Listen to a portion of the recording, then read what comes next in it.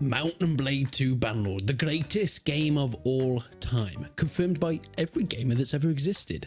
2022 took modding this medieval epic into oblivion and brought us some of the most game-changing overhauls to ever exist. This mega marathon of a video is all the best mods that came to us this year in Tailworld's sandbox masterpiece, and somehow has come to over 3 hours long, so there's plenty of time for you to comment your favourite mods that Bannerlord gave us this year, or the ones that you didn't quite enjoy.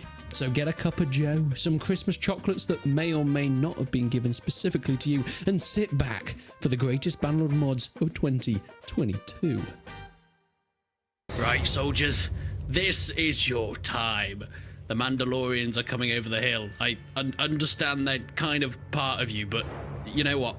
They deserve to die anyway. Oh, look at these clone sergeants here. They look goddamn badass. But I, as Commander Rex, I'm going to lead them to victory. Except from that guy. He has lost formation and he has lost the will to live. Oh my god, these guys are badass. My shadow troopers are also ready for what's coming over the hill. I can hear something. Can I hear cavalry?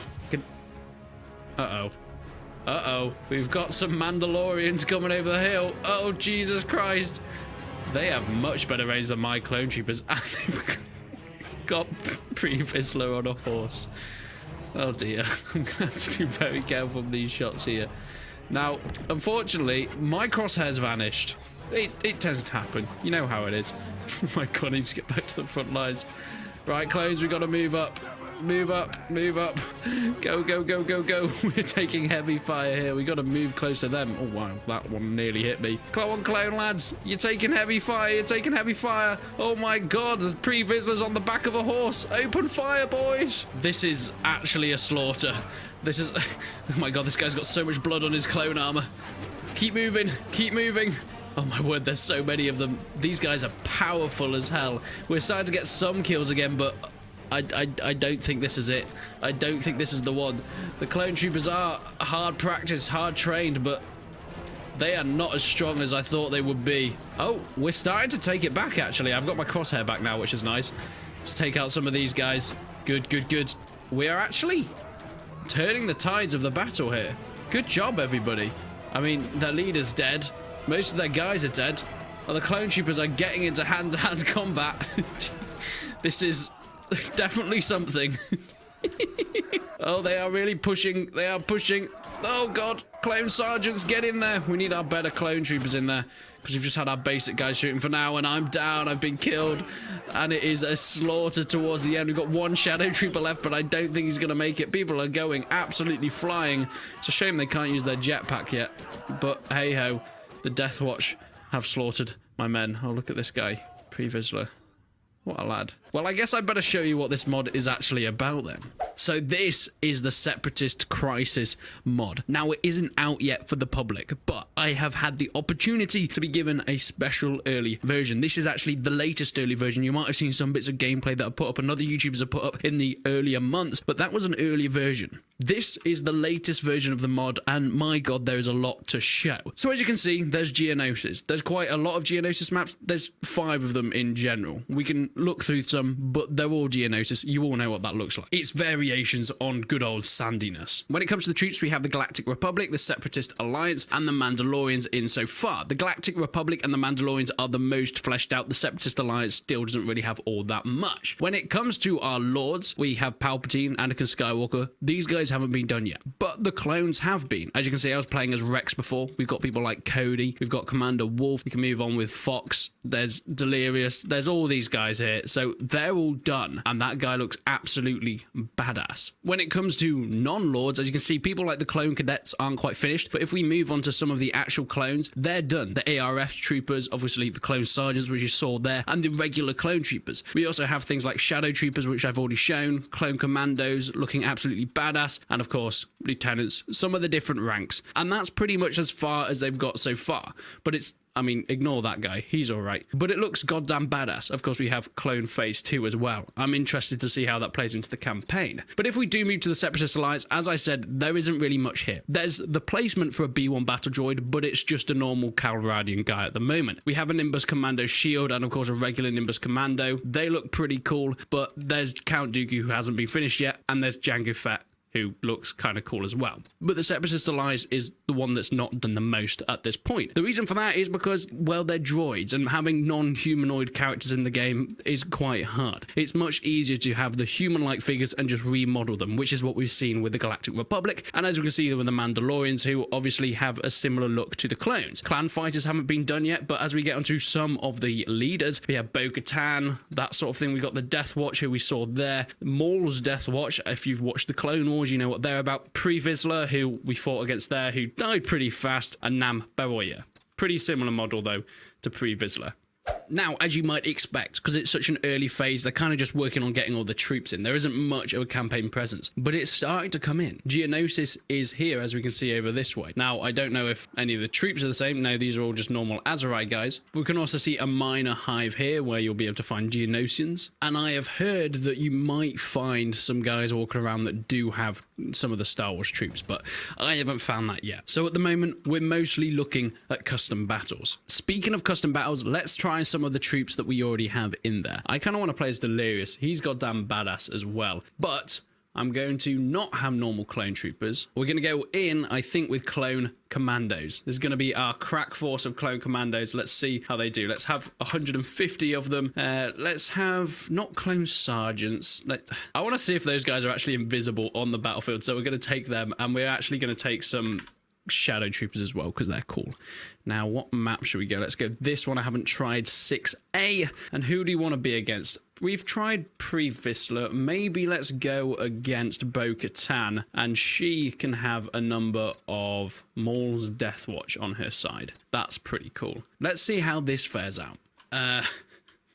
Okay. It's, I mean, they warned me, and I didn't listen. Okay, we swapped them out with some Hound Troopers. They look cool. They look a bit like the Scout Troopers as well. They look goddamn badass.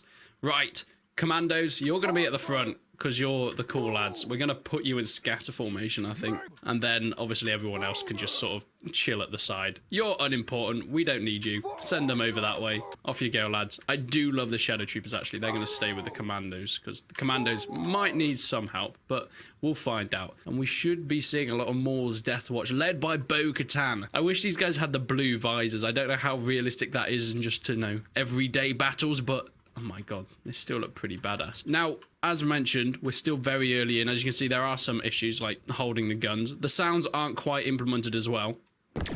They're not bad, but I think they could do with a little bit of work.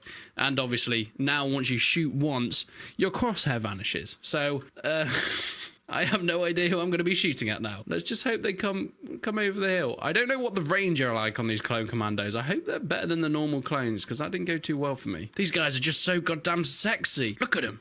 Look at them, boys. Now, I actually interviewed the devs a while ago on this channel, and I've made a couple of videos on the mod in the past, but they are planning on adding in so many more races. As we can see, we've got the Mandalorians, we've got the Galactic Republic, we also have the Separatists, but later on we'll get some Phase 2 stuff. We'll also get the Hutt Cartel. We're also going to get some Geonosians. Yes, you'll be able to kill real hive Geonosians, and there is so much planned for this, but there are some limits. It's just the way that Tailworlds have limited it with their modding tools, like the battle droids. The battle droid rigging is very tricky with what they've got so far from Tailworlds, so hopefully that can be improved so we can get them very soon. But oh my god, we're taking fire already. Are they? They're shooting those guys up there. Right, we're gonna have to move up, lads. Let's go, boys. Move up into battle. Oh my god, I look so goddamn cool. Can you see them? I can't see them at all. They were shooting them. I go, okay, we're starting to present. The commandos are starting to shoot. They are taking a lot of hits. As you can see, they are scattered in blood. Might be able to move up a little bit more. Got my scouts on the side also shooting. Let's also move up my shadow troopers. Hopefully they can get some shots. Oh my god, the ground. It splatters the sands. Let's start to push. Let's start to push.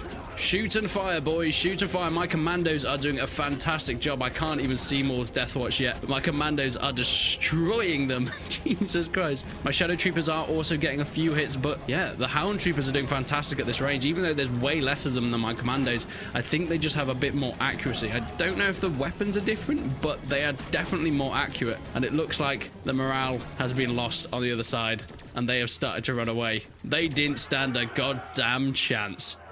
Hell yes. Jesus Christ. I think that was a bit brutal, lads. Look how buff this guy is. Look how buff he is. Jesus Christ, man. We've also... It's just a little guy. It's a little one here. You're right, lads.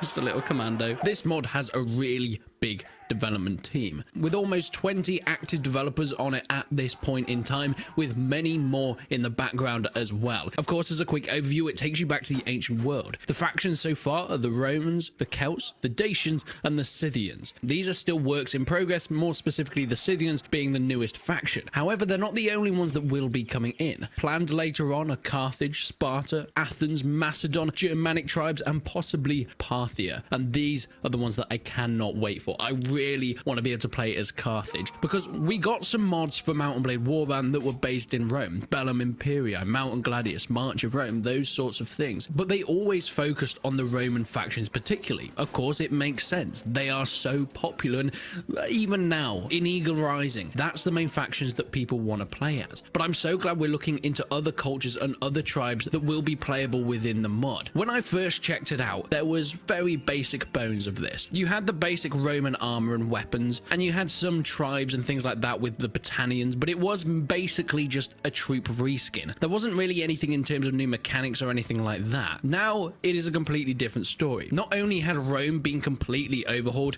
the armor looks so much better, the naming of the troops are fully in. Before, when I first played this mod, when you'd recruit Roman soldiers, they'd just be called Empire Infantry and so on. Now they have their proper ranks with Tiro, Evocati cohorts. They look absolutely gorgeous as well. This Lorica Segmentata armor, it is infamously a beautiful piece of history, and it is just designed so well. 3D artists in this mod have done a fantastic job here. Not only that, but there are some more mechanics that they've introduced to some of the factions. For example, with Rome now, you know, in normal Mount and Blade, when you put your guys into a shield wall, the rank behind would put the shields above their heads. It would work for 2 ranks, but that would be about it. Well, in Eagle Rising, it works for all ranks. You can have proper testudos within the game, and it looks amazing, especially with all the Roman armor and the shields. Me personally, when I got my Lorica Segmentata armor, my cool mask, okay, not all that Roman, but it still looks cool, the Gladius and the Hasta spear, I felt like a true Roman legionary leading my men into the charge. But not only do we have testudo now, but we also have some mechanics with that aforementioned Gladius swords. Everybody knows it was one of the most famous weapons of the ancient world, a staple of the Roman legionary, but it was a thrusting sword, being able to use it in the ranks of a shield wall, getting those strikes through the corners of the scutum shields and focusing on a thrust rather than a slash. Of course, if you're in ranks in a shield wall, slashing is going to be much more difficult, and they've tried to represent that as much as they can within the game. In other words, you can't slash with the Gladius. You can do overhead and normal stabs, but it limits the player to just those 2 attacks. I think some people might find that's not the best way to go. Of course, the 4 directions is the staple of Mount and Blade's combat, and taking 2 of them away is something that does limit the player somewhat. But I guess that's just the limit that you're going to have to consider if you want to choose to join the front line with the Gladius and Scutum. In history, of course, Gladiuses were also used for slashing, but that's what they're most famous for, so I guess that's just how it's been represented here. But let's go away from Rome. Rome is fantastic. We know it looks great. You've got auxiliary, you've got archers,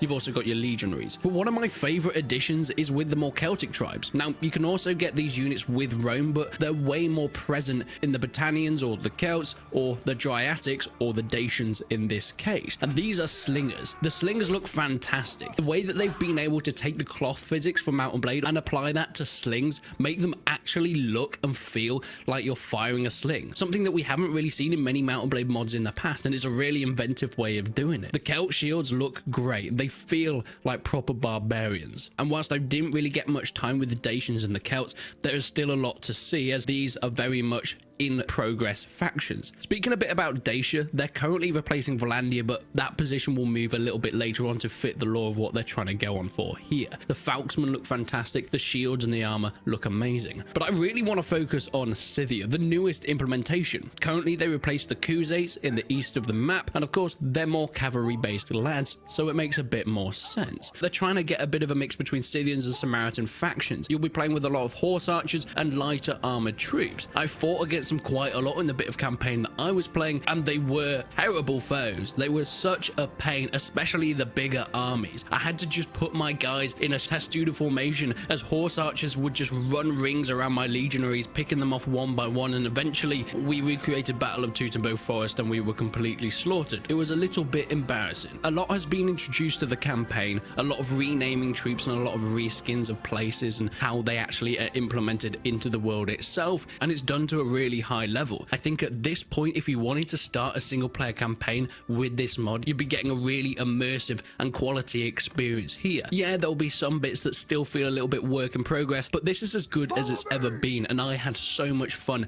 finding out all the different troops and the new mechanics that have been added in. But let's talk a little bit about the future. Of course, as I mentioned, there's some more factions that have been planned, mostly around Laconia. These will of course be Sparta, the Lacedaemons, and of course Athens and Macedon will be coming in as well. There will be some real history and lore that goes into this. Athens and Sparta will have a lot of hostility towards each other, warring each other constantly throughout the campaigns, and of course Macedon growing and growing to eventually join in. With the Eagle Rising mod, it's not necessarily based exactly on history, but they're almost trying to inject history into the lore of Bannerlord. For example, the Macedonians are going to eventually be integrated into the Empire, and they've said this will then become the dominant culture by the time of Bannerlord. That's the mod developers' explanation for the shift from Latin to Greek/Byzantine style, and I think it's really cool how they're taking bits of history but also mixing it with the fictional lore that we have in Mount and Blade. But you will also, as a player, have the chance to prevent this from ever happening, taking out the Macedonians and then seeing the results of a Roman Empire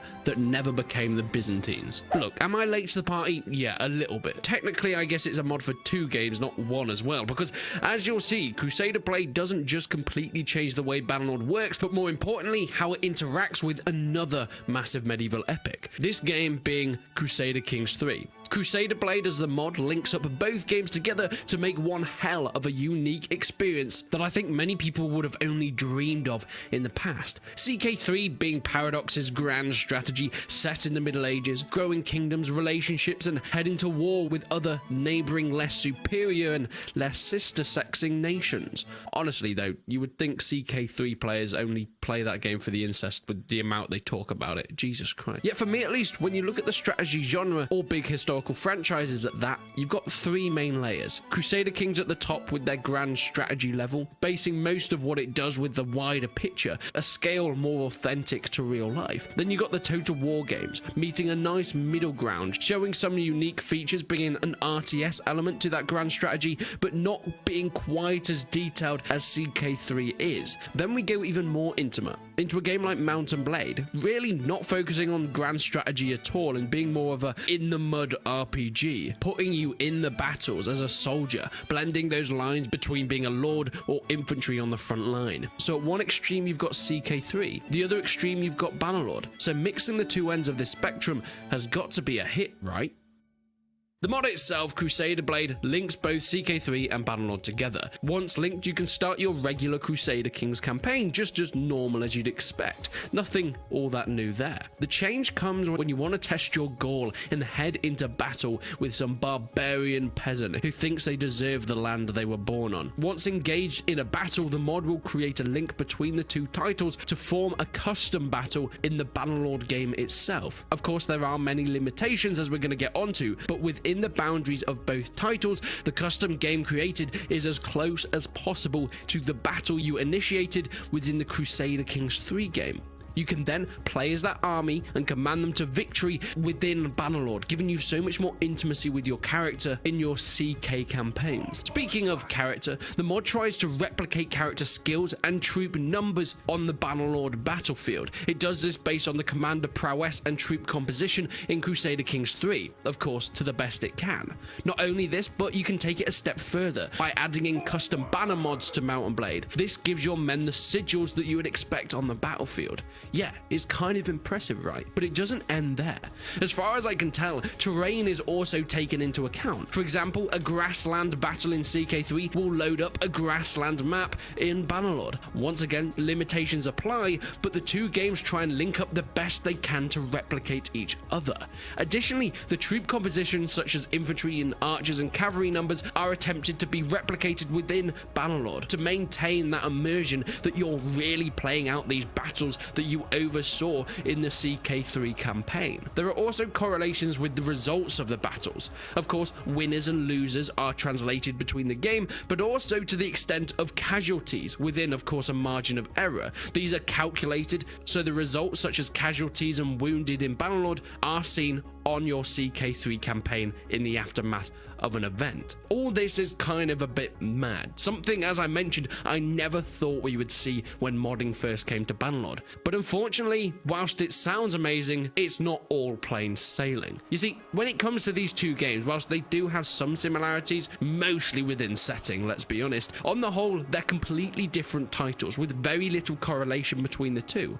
Therefore, errors and limitations are to be expected. CK3, for one, is much bigger in terms of scale, and that's really hard to compare in Bannerlord. For example, in CK3, a battle with over 1,000 troops on one side and 500 on the other can't be directly translated one for one into Mount and Blade, or at least not yet. Therefore, it's turned into a battle between 500 men on one side and about 120 on the other to fit the scale better for the Tale Worlds game. Does this really matter? No, not really, but it is an important thing to note. If you thought you're going to get your full 1,000-man army from CK translated one-to-one into Bannerlord, you might be a little bit disappointed. The mod itself is limited to the max of what Mount and Blade at this point in time can churn out. Speaking of large battles, if you've got a weaker PC, you may be running into issues with the mod as they link up. As you can expect, 1,500 troops on a CK3 army probably makes no difference. It doesn't render all the individual units. But when it tries to load up those big battles into Bannerlord, you'll probably be better off using that GPU for heating up a lasagna than playing any of the confrontations here, if you've got a weaker PC, that is. But hey, limitations are to be expected, and despite these issues, it actually works surprisingly well. When I first heard of this mod coming out, I was astonished, since when could this be a possibility? Then it actually did release, and it doesn't just work, it works pretty competently. The link between the two, when you launch from a battle in CK3 to a custom game in Mount and Blade, is almost seamless. There's a tiny bit of loading, but it is pretty quick, or at least from an SSD's point of view. All in all, it's times like this where I think normally underrated modding scenes and developers get their time to shine. Not only enhancing a game like Bannerlord, but more importantly and more predominantly, enhancing a game like CK3 to the point where you've almost got an entirely new experience. You get the battles of Total War and Mount and Blade, but still having that advantage of the incredibly complex and large-scale grand strategy that the Crusader Kings series has always brought to the table. Something that never would have been possible until now. But let me know, have you tried it out? What do you think they should do next? It kind of sounds insane saying this, but CK3 has multiplayer and co-op. Bannerlord has a co-op mod that's in the works at the moment. What if, much like Total War, you could jump into your friends' battles and help command a portion of their army in Mount and Blade from CK3? Yeah, that sounds insane and kind of impossible, but if you asked me what's been done here was possible a few years back, I would have said the same. Hell no. Crusader Blade has done the impossible. It is possibly Bannerlord's most game-changing mod of all time.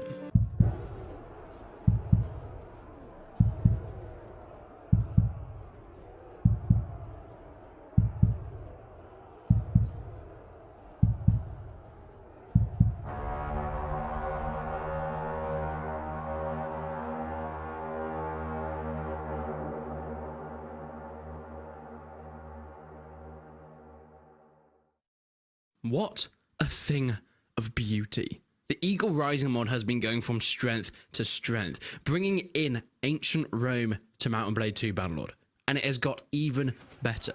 Recently, I've had the ability to go and play one of the new test builds, and my god, was it a lot of fun.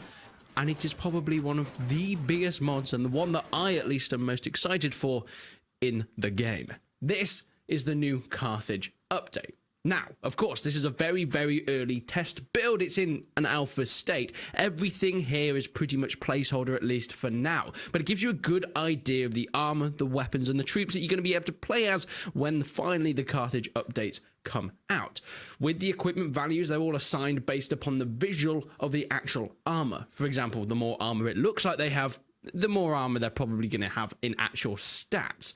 Only lords, troops, and items are in currently, and the troop faces are just placeholder. They are subject to change. Item values are pretty random so far, though. Not many of the values have been assigned, but this mostly refers to the campaign map. When you're buying or selling weapons and armor, the actual price might vary because they've not been really balanced to what would be in the game. Now, whilst this is technically a Carthage update, it's not called Carthage. It's trying to be as historically accurate using what we would expect from the Punic names of the weapons and armor and things like that. When playing on the campaign map, Carthage take the place of the Aserai. They are called the Chias Republic so far, but they have that spot that's kind of going to be represented as North Africa. Now, of course, we're still using the Caradia map, so it's going to look still like the native of Mount and Blade, but eventually, hopefully, we're going to see Europe and then maybe even the top of Africa for when Carthage is fully included in the full release of this mod later on down the line. But as mentioned, it takes the place of the Aserai. They get many of the similar abilities that the Aserai do,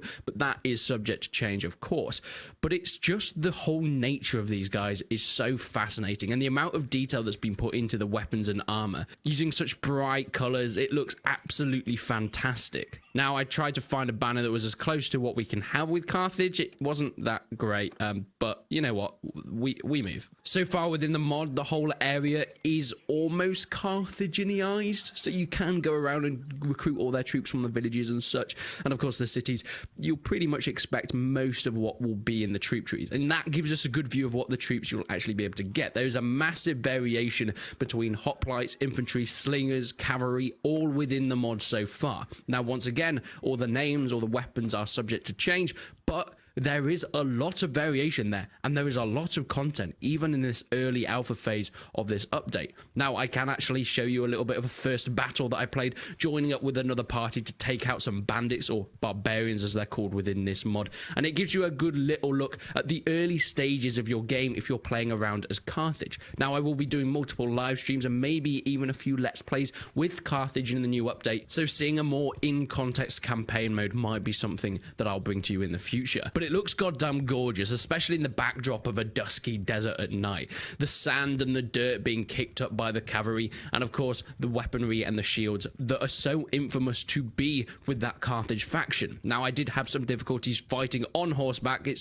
They're not a great horseback nation, if I'm going to be completely honest. At least with the weapons that you start with, you have a very short sword, which isn't all that great when you're fighting from a longer distance. The hoplites look fantastic. They have their round shields. Some have animal furs. Some have more hoplite type armor, but once again, the design and detail is next level within this mod. So moving forward, I decided, hey, let's show you guys some of the actual troop trees that we're going to be able to get a look at. So let's load up some custom battles. Now, as you can see on the troop selection menu, there is so much to explore. Not just infantry, but archers and cavalry as well, and banner bearers, officers, all looking so fantastic. Anywhere from basic hoplites and lighter armored troops, all the way up to heavy breastplated guys with some of the most beautiful looking helmets. I mean, this officer guy looks gorgeous. You have the Sacred Band as well, who are the elite fighting troops of the Carthaginian force. You have some more militia type guys with more oval shields and chainmail rather than their full breastplate armor. And of course, you have a mixture of lighter and medium cavalry. Now, one thing I absolutely love is the mixture of the skirmish troops, mostly focusing, however, on slingers. Slingers are a new feature of the Eagle Rising mod. We have seen them in previous updates, but seeing them come to Carthage is really cool. They do have some great animations with the cloth physics. They've been able to use those physics that are used on things like cavalry reins and things like that, rope physics to really see how a sling would work within the game. It doesn't look perfect just yet, but it still looks pretty cool. So let's put these guys up into a battle with each other, fighting neck and neck against some Romans. Yes, of course, we've got to slaughter some Imperial Romans. They are now, by the way, called the Imperium within this mod. When previously I played, they were just taking the place of the Empire. They now have their own fully fleshed out faction. Makes sense because the Romans were sort of the first thing to be added into this Eagle Rising mod. The cavalry charging in, getting some good kills there, but ultimately being taken out by the stronger, more Imperial force, tighter packed fighting, and of course using them Pilum to throw off the cavalry and making sure that they fall to their death on the sandy desert. Over the hill though comes the hoplites doing their thing, slicing and dicing. They are the stronger and the better trained force. Hannibal would be proud. I can't wait to be able to replicate some stuff from the Punic Wars, the first and second Punic Wars. It will be a lot of fun, making massive battles. Of course, this is a smaller skirmish battle, but hey-ho, we can only go up from here. I think for me at least, the helmet design is the one big standout point, especially in desert evening battles with the sun glinting off the armor. There's so much color to these guys, and I absolutely love it. Now, whilst uniformity is really nice, and you know, the Romans are known for that kind of thing, the amount of color that are within these African nations are beautiful, and they really stand out because of it. Especially on the battlefield, it's much easier to tell who's on your side, which is always helpful, but also I could just spend ages looking at each individual piece of armor, seeing each individual piece of clothing that everyone's wearing, anywhere from the peasants to, of course, the highest and the strongest troops on the battlefield. Now, the variation in Bannerlord with randomizing of items really helps with this as well. The Romans still look pretty uniform. The variation in Bannerlord sort of just changes whether they're wearing the Larca Segmentata or the Hamata, but when it comes to Carthage, the shields change, the color of their tunics change, and it all looks so very different, bright, and unique to what they're about. And of course, you have that very typical curved helmet design at the top that we all know and love. But moving on, we go into another battle. We take it up a notch, a little bit bigger, into a more swampy battle. Carthage had pushed back off the sandy deserts. They're taking the fight to their Romans with their beautiful weaponry. They've got more slingers this time, and it's going to be an absolute bloodbath. Once again, however, the cavalry decide that it is their chance to charge in. They're not exactly the greatest tacticians in the war, but you can see the banner bearers in the battle. You can also see the guys at the back throwing their rocks. Individual rocks are, of course, rendered. They're something that have already been in Bannerlord, but if you look closely, you can actually see the rocks have carvings on them. You can see that they have been individually made for this specifically, and not just generic rocks taken from Bannerlord themselves. That attention to detail is what really makes this modification. Speaking of attention to detail, something that I thought I would add in, just because I have been given the pleasure to be able to test this version.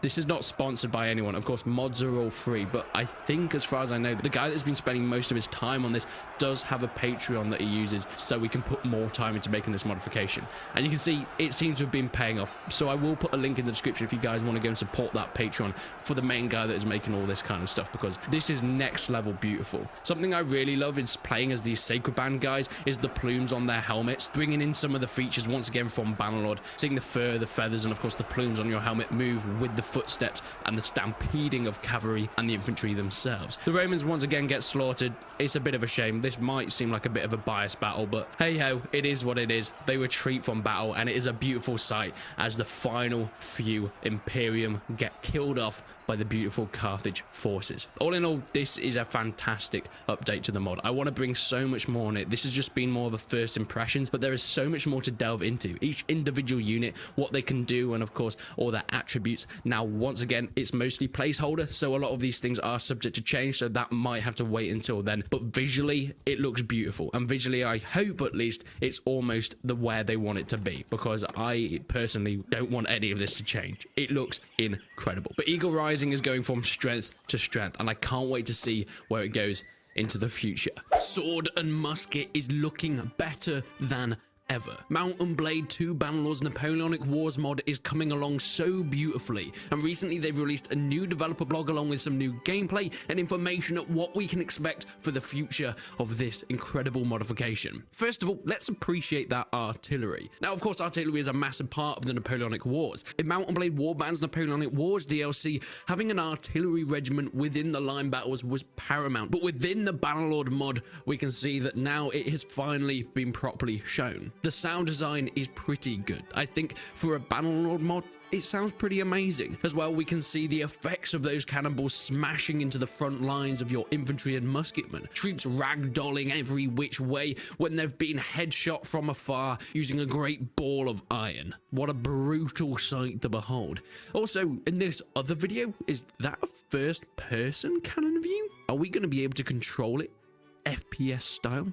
I mean, I'm not sure if that's going to stay. It doesn't look quite as refined at the moment, but if that's an option, that would be absolutely awesome. Of course, at the moment, as we can see, it's just a reskin ballista from the main Bannerlord native game, but maybe that will change. Maybe that's just a placement, but I guess we'll find out in the future to see how it can be implemented to be used as a cannon rather than just a reskin ballista from native, because there are options. In the Warband Napoleonic Wars DLC, you had the option to load in round shot or scatter shot, canister if needs be for short range fire, or of course big balls of death and destruction for those long range snipes. Battle sizes are also looking better than ever. Now, I don't know if they've improved or expanded upon anything that we've seen in native, but the sheer scale that Bannerlord as a base game gives the player just looks so amazing when it is put into a Napoleonic Wars setting. Lines and lines of musketmen. Hopefully later on we'll see better looks and more in-depth research on the cavalry side, and of course the riflemen and skirmishers. But for now, musket lines with this kind of battle size looks fantastic, along with the much attention to detail that's been put into all the uniforms,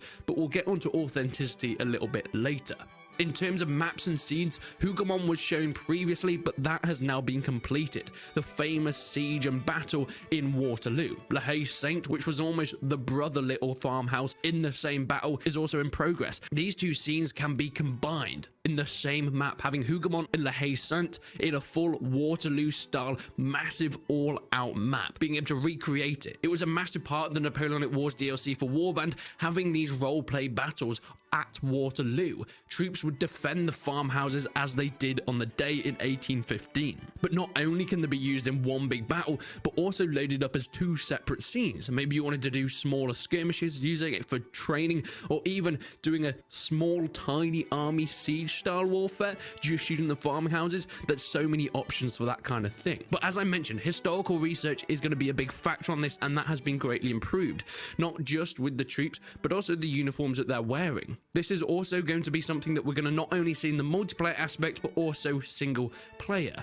Speaking of single player, that's the main thing at the moment. It's just custom battles that were being shown, showing us some of the troops and formations, the sound design and the weaponry that we're going to be able to use. Of course, Tailwolves haven't released the full multiplayer servers yet, so that portion isn't really going to be able to be developed, at least fully, until those are released. So the single player aspect is the main thing that's being focused here. But overall, this mod is going to be very heavily supported by a multiplayer community. The Napoleonic Wars always has in Mount and Blade, so whilst there may be single player elements, I think the main focus later on going into the future will be those multiplayer line battles, clan events, training, scenes, sieges, and all that kind of stuff. We also get shown off some of the voice actors that will be in the game. When you're commanding your troops, getting them to hold the line, to present and fire, they're all people shouting those orders, and they have custom ones that are being put into this mod. And wait, who's that in the background? That's it.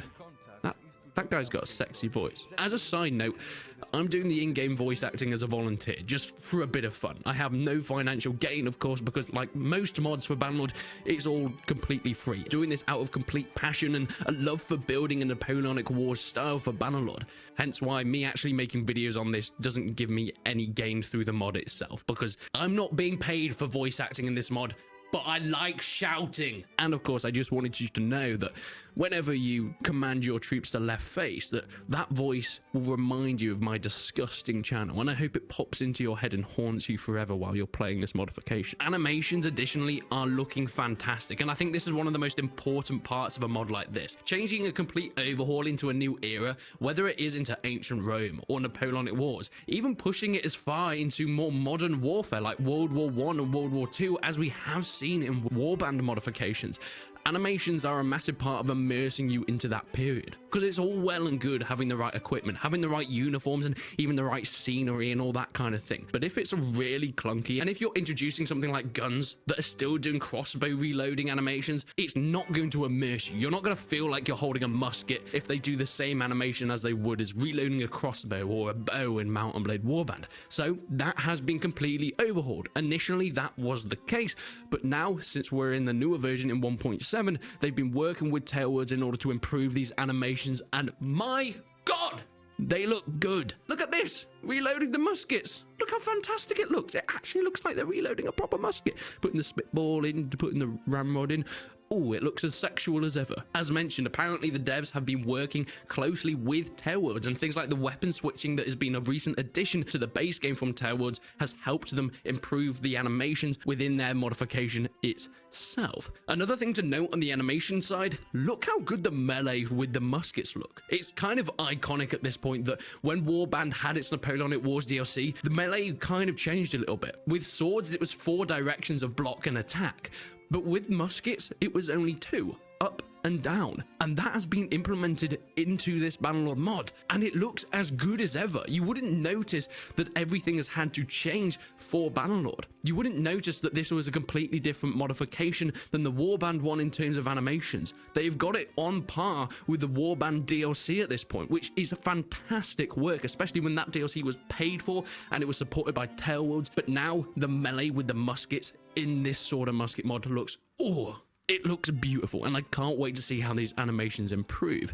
Of course, there is still a lot to work on. There are so many aspects to the Napoleonic Wars that I think they want to add that we haven't been shown yet. Currently, it is basic musketry and cannons. But what about cavalry or dragoons? What about shooting while you're on horseback? What about skirmishers and rifles? How will they work and differ? I can't wait to see the Baker rifle uniforms role-playing as Sharp at the Battle of Waterloo, seeing Napoleon over there and thinking, what a disappointment. There's also more to be said about the factions and the nations that are going to be brought in. The main focus looks to be France and the UK at the moment. Kind of makes sense. But what about Austria? What about Russia? What about Prussia? What about all these different nations that we haven't got yet that have been in the Warband Napoleonic Wars DLC? They're something that we're going to have to wait until the future to see. So far though, it is coming along brilliantly. Whilst I'm speculating on what could come later on, the progress has been better than I ever could have hoped for, and it is looking to be an incredibly polished mod, and it could be rivaling the quality of the DLC that we got back in 2012.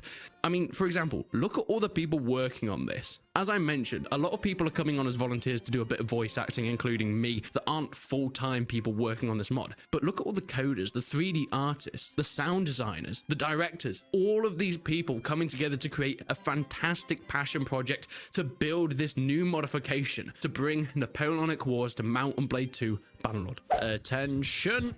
Whoa! Mount & Blade 2 Bannerlord's biggest Game of Thrones mod is finally here.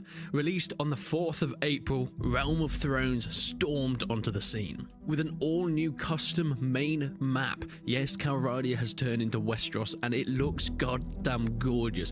When I loaded this up, I was absolutely blown away. It has 18 new kingdoms added, and existing kingdoms from Mount & Blade 2 Bannerlord have all been converted to work within the Game of Thrones universe. From the north to King's Landing, to the Whites to Dawn, even the Dothraki are in there, and the Free Folk.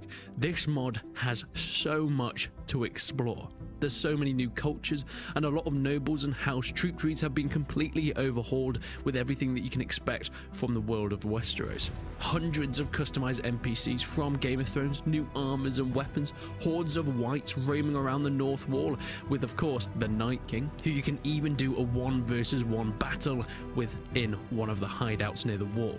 There's 27 custom Game of Thrones wanderers, 10 custom Game of Thrones mercenary clans with custom leaders.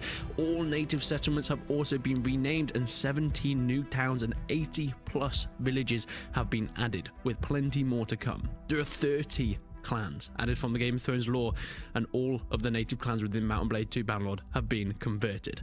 This mod is massive, but that's enough talking about it. Let's actually go and have a look. So let's start with the troop trees.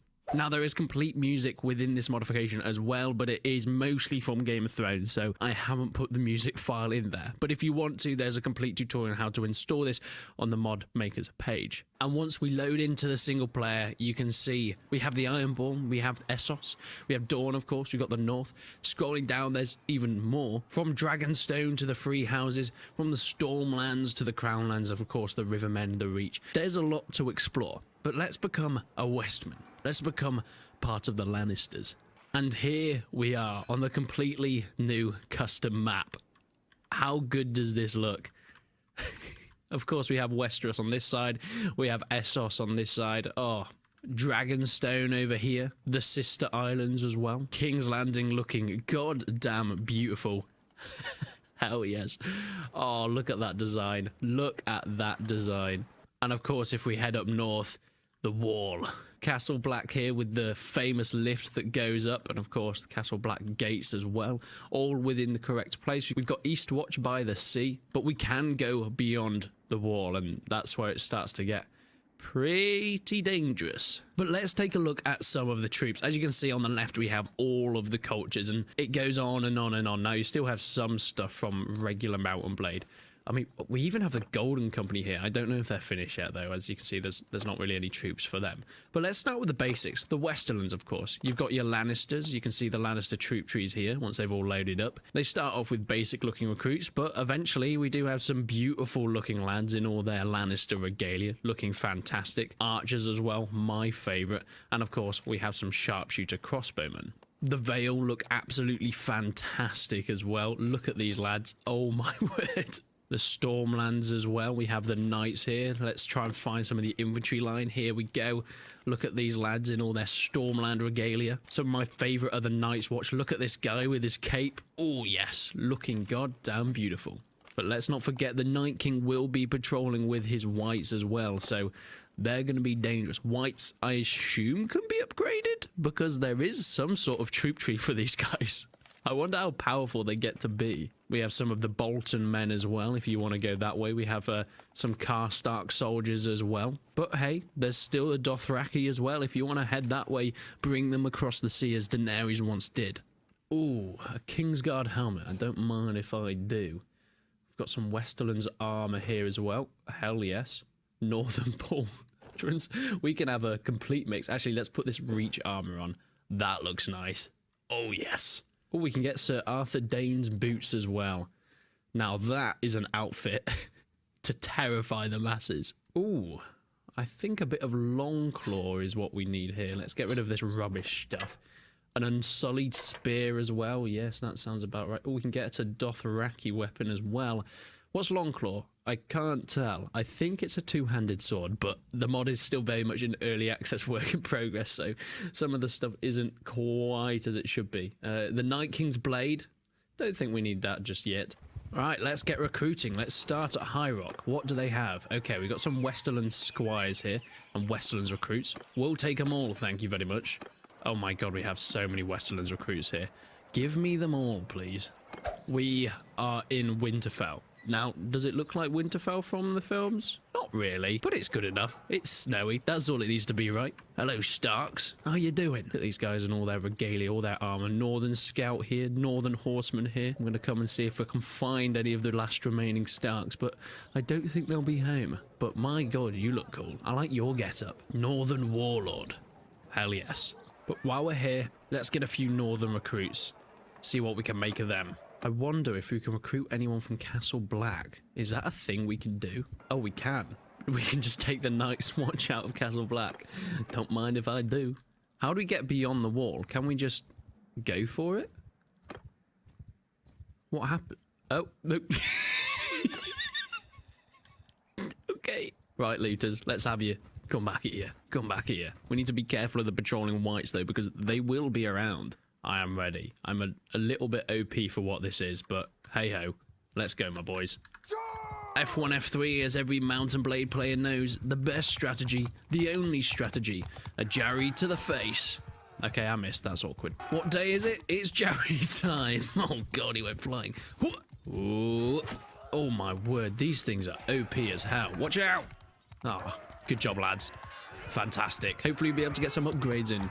That would be ideal right now. Oh, and we can. The Night's Watch recruits can be upgraded to Night's Watch soldiers. Look at these lads. I want some of them. Oh, it's Loris Tyrell. Hello, my friend. Oh my god, he actually kind of looks like him. But they don't have anyone for me. That is sad. Right, I wanted to show off my new little cobbled together army. So what I've done is I've attacked... They're running. Goddamn villagers. Right, well, at least I can show off some of my new guys. Jesus Christ. Who do we have on the front line? Well, we've got some Westerland skirmishers here. We got some Dornish spears, some Essos soldiers as well, some more Westerlands lads. We've got a lot of Dornish guys. We've even got some guys from House Martell. This Northern Mounted Archer seems to tussling with a Lannister, so, well, that's kind of understandable. We've even, at the back... He was part of the Night's Watch doing his thing next to a Northman, kind of tussling once again with this Dornish mounted bowman. But we did get some Stark House guards, which all look fantastic. Oh, they look brilliant. On the cavalry side, we've got a horse that doesn't seem to care. He might be dead, but he's part with the Bolton Scout here. We've got some Lannisters and some Riverlands guys on the end doing their thing. And finally, in the archer row, Riverlands archers, Essos archers, some Lannister bowmen. Can you keep it down, please? Northern Rangers, Night's Watch Master Bowman, and some guys from Essos as well. We did travel across the sea. It was a long journey. A few people died, but we made it. We made it. And now let's see how they fare. Against a bunch of villagers. Look, we are cowards. I understand. It's just how it is. But hey-ho, what can you do? Attention. Whoa. These Jareds, I mean, they're OP as hell. But I never want them to nerf them, because I want to be able to do this forever. Are you going to catch up, lads? The cavalry's going to do everything before you even arrive. Oh my god, he went flying. But amount of Jared, so you guys are okay. Jokes, I now have Longclaw. I'm going to dismount. I think I'm too heavy to walk properly, but we should be okay. Oh, it is a one-handed sword. That's fun. It's also a one-hit wonder, apparently. Jesus Christ. I mean, these guys are still technically Aserai. They were in the Dornish area, but I don't think the peasants have been completely reshifted yet to be Dornish peasants. Hence, still the name Aserai. Where has my horse gone? Where's it gone? Now, it's interesting here that King's Landing has the sigil of Baratheon and Lannister, of course. And from here, you can recruit crownspeople. So... I think I just got one of Crownlands recruits. So these guys can go up into gold cloaks. So you could literally have an army of gold cloaks and Kingsguards. That sounds like something I'd love to do. Oh my word, Winterfell even has the tree. Oh my god, it's Tywin Lannister's army. He only has 77 people. This could be our chance. Halt, Tywin. Warden of the West, Tywin Lannister. I'm Sandor, and I'm going to deliver my demands. You're dead. You're a dead man. Now this time you're going to die more valiantly because you're not on the toilet, but I will make you shit yourself either way. Right, we've got to play this a bit more tactically because we are outnumbered. We have 78. They have 100 and something. However, oh, we could get the high ground. Everybody knows that's a famous Game of Thrones quote. Infantry, you can't come up here. God damn it. Oh, is this the edge of the... I think that's just the edge of the deployment zone, so we might be able to move up afterwards. Follow me, lads. We're going to go up onto the hill. We're heavily outnumbered. We don't want to take any risks. Right, we're going to get our cavalry to follow us because they're going to actually, for now, hide down here. We don't need you up right now. Oh, my word. Look at this, lad. Look at that, lad. Oh, representing the north, boys. Now, of course, we do have a powerful archer force. They're looking pretty good. We've got some free folk as well. They're known for being good at shooting, right? But I think we need to go on a scout. Oh, I see movement in the distance. Oh yes, it looks like the enemy are gearing up, readying for their attack, but Tywin Lannister's army is looking very powerful, very strong. I don't think they're going to have many problems with holding the line here. But they have put themselves in a ditch. This lad thinks he's all that, but he's about to taste some of my medicine. Right, lads, it looks like we're coming to them. Let's go, boys, let's go. They want to sit in a ditch all day, they can do so. Right, archers, we're going to pin you up here. Infantry, we're going to pin you up here. Cavalry and horse archers, you can carry on to follow me still. You can sit there, horse archers. Let's run rings around these lads. Are most of you Riverlands guys? Yeah, you are. We've got Riverlands horse archers and a guy with Jerry's from Dawn. Oh god, this is not a good idea.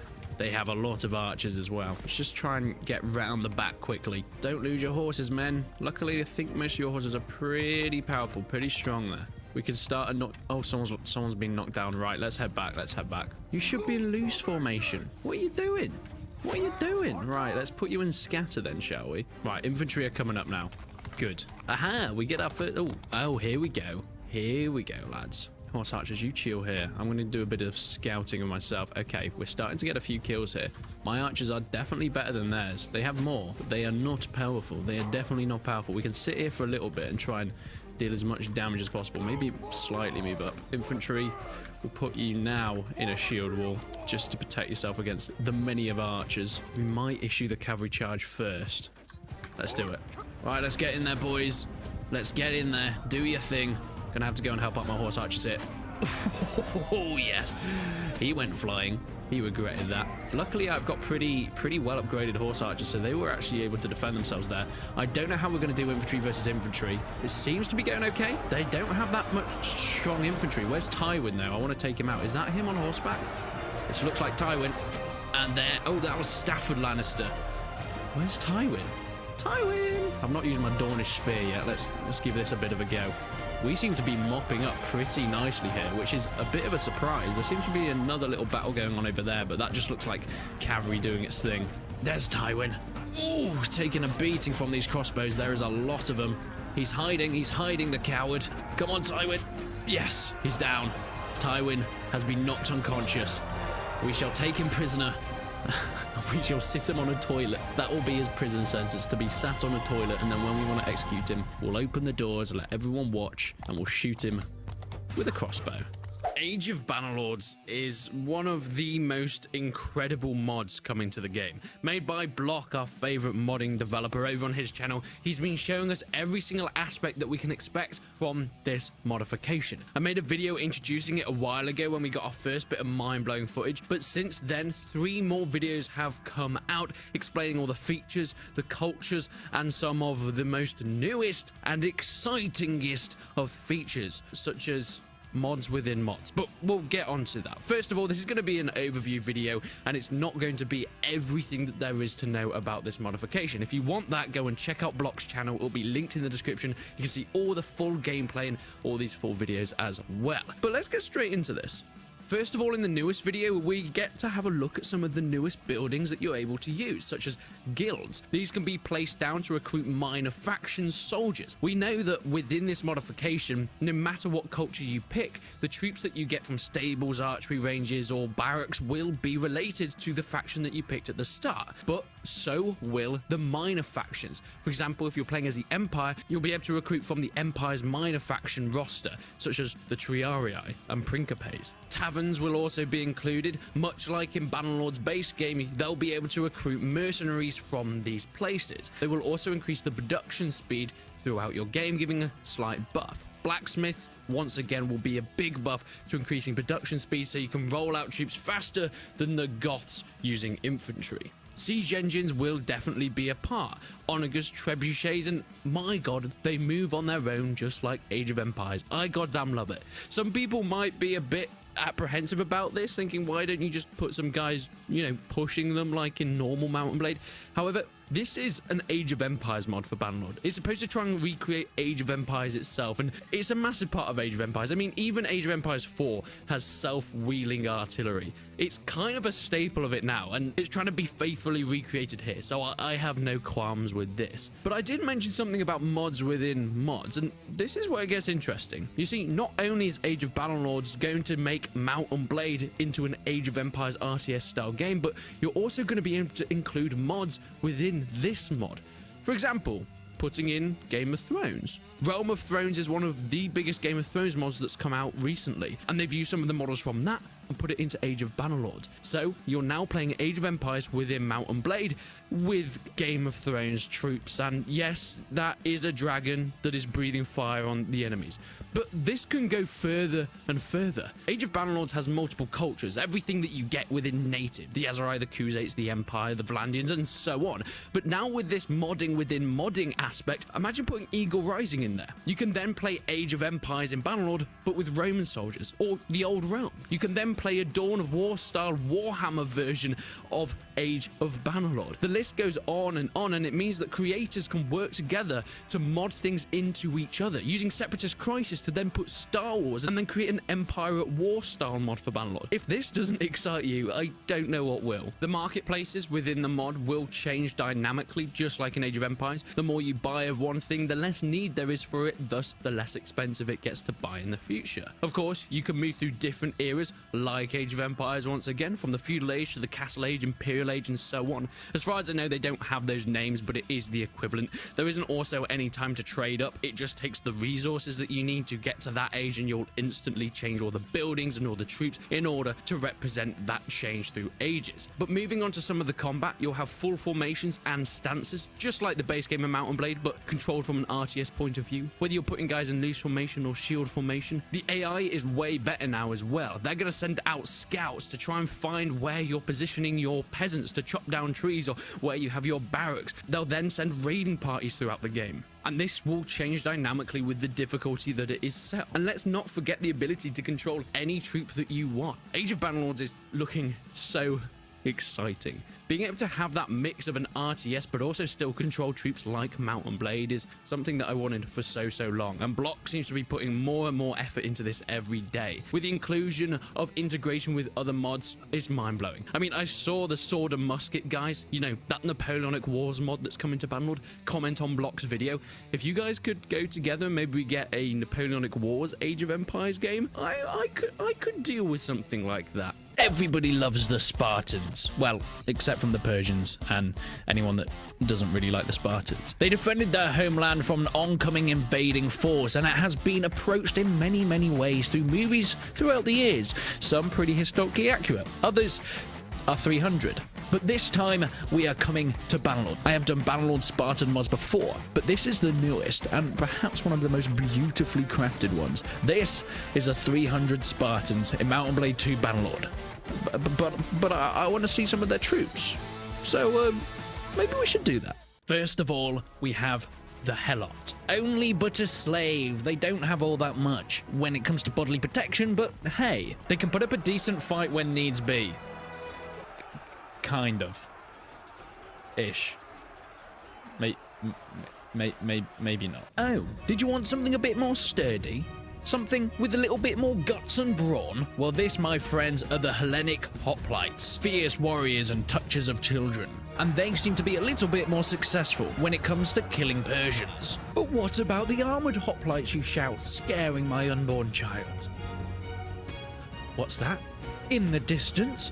Could it be? Oh no, that's the Persian. Could it be? These lads have whiffly bits on top of their hats, so you know they mean business. An armored hoplite like no other. Second only to the Spartiates themselves. These Hellenic warriors have fish on their shields. Go on, lads, chop them down.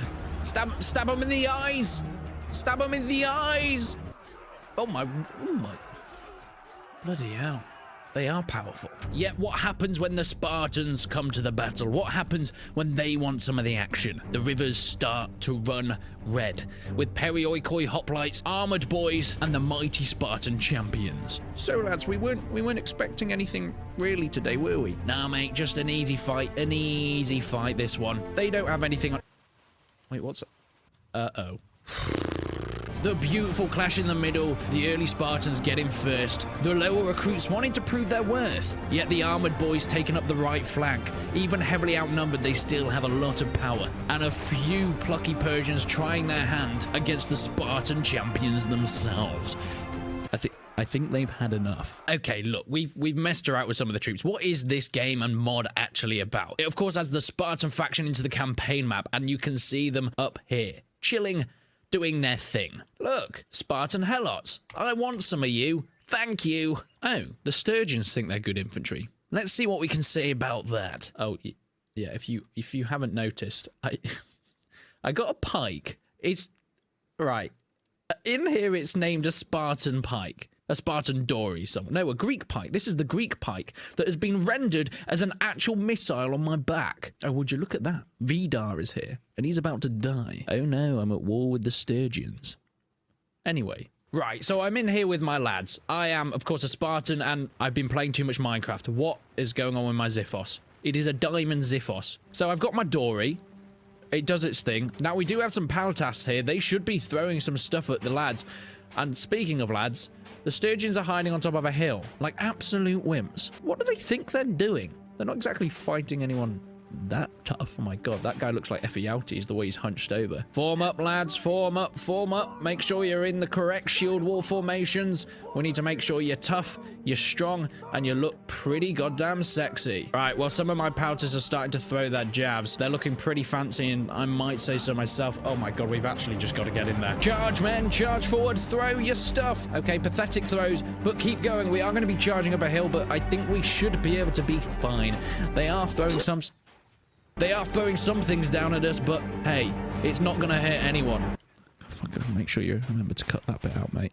Thanks. Look at those recruits on top of that hill. Oh, they are probably absolutely terrified. Speaking of being terrified, look at that wall of death. Charge, men, into the fray we go. We're losing a couple guys, but it looks like we're clearing up pretty well. Now, I do have the 300 Spartans, hence the guys that are half naked. But there is a historically accurate version of this mod where you can remove them. Don't you guys worry. Oh, this one guy. Get out of here, buddy. Okay, well, I've got a bit more of an accurate troop tree here. We've got some Spartan hoplites taking the front. Just behind them, we have Spartan champions along with some Paltasts in the ranks as well. And finally, at the back, a few Cretan archers. These guys hopefully should do a good job of sniping the enemy from afar, because we did run into issues when it came to actually trying to beat the enemy troops in long-range warfare. But there go my Cretans. The first shot's going off. I don't know how good these guys are, but I'm hoping they're pretty good. I mean, Cretans are known for being good archers, right? It looks like we've got some Azurai lads on their way. Horse archers, one down. How are the others doing? They look like they're getting a few shots on my lads, but hopefully they should be taken down in due course. They have semi-armored horses. I mean, these are pretty well upgraded Azurai lads, but I don't think they're going to be any match for my sheer numbers here. I've got about 50 or 60 Cretan archers. In terms of infantry, what do we have on the enemy's side? I don't see anything just yet.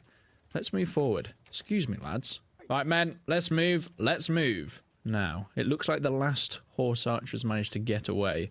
My lads are going to be slowly moving up. My archers obviously going to be taking the front because they have the speed on their side. I think the enemy are doing the smart thing, hiding down the side of a hill, meaning my archers aren't going to be able to get very good shots on them, at least until we've closed the distance. So I guess that's just what we're going to have to do. Isn't this just the coolest sight ever? Isn't this just beautiful? Now, I've had to move my guys out of formation just so they run a little bit faster so we can relocate here, but we have to be a little bit wary. If we get caught off guard here, caught out of formation, the Spartans are going to lose their biggest asset, which is the phalanx, protecting the man to their left and right, overlapping their shields.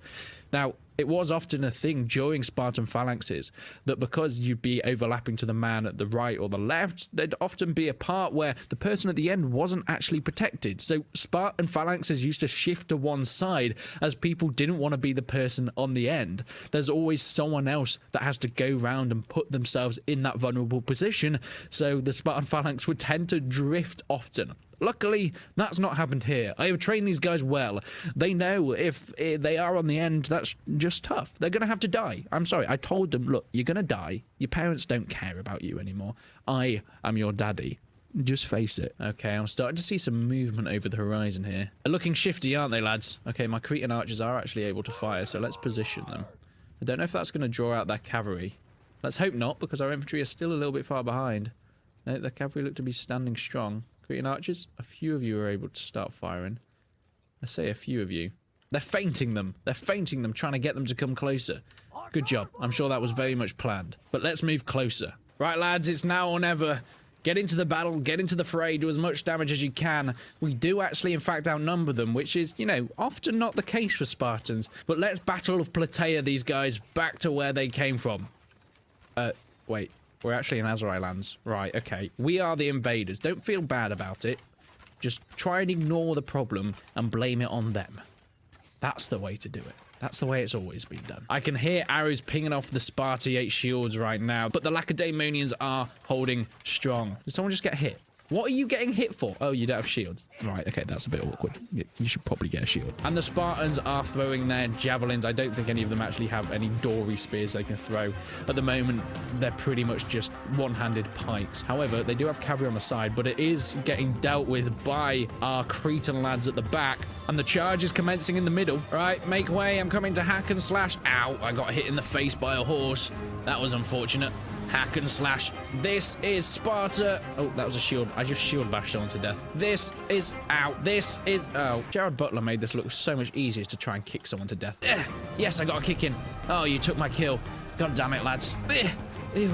Come on. Let me kick someone. I got you. I'm gonna get him. I'm gonna kick him.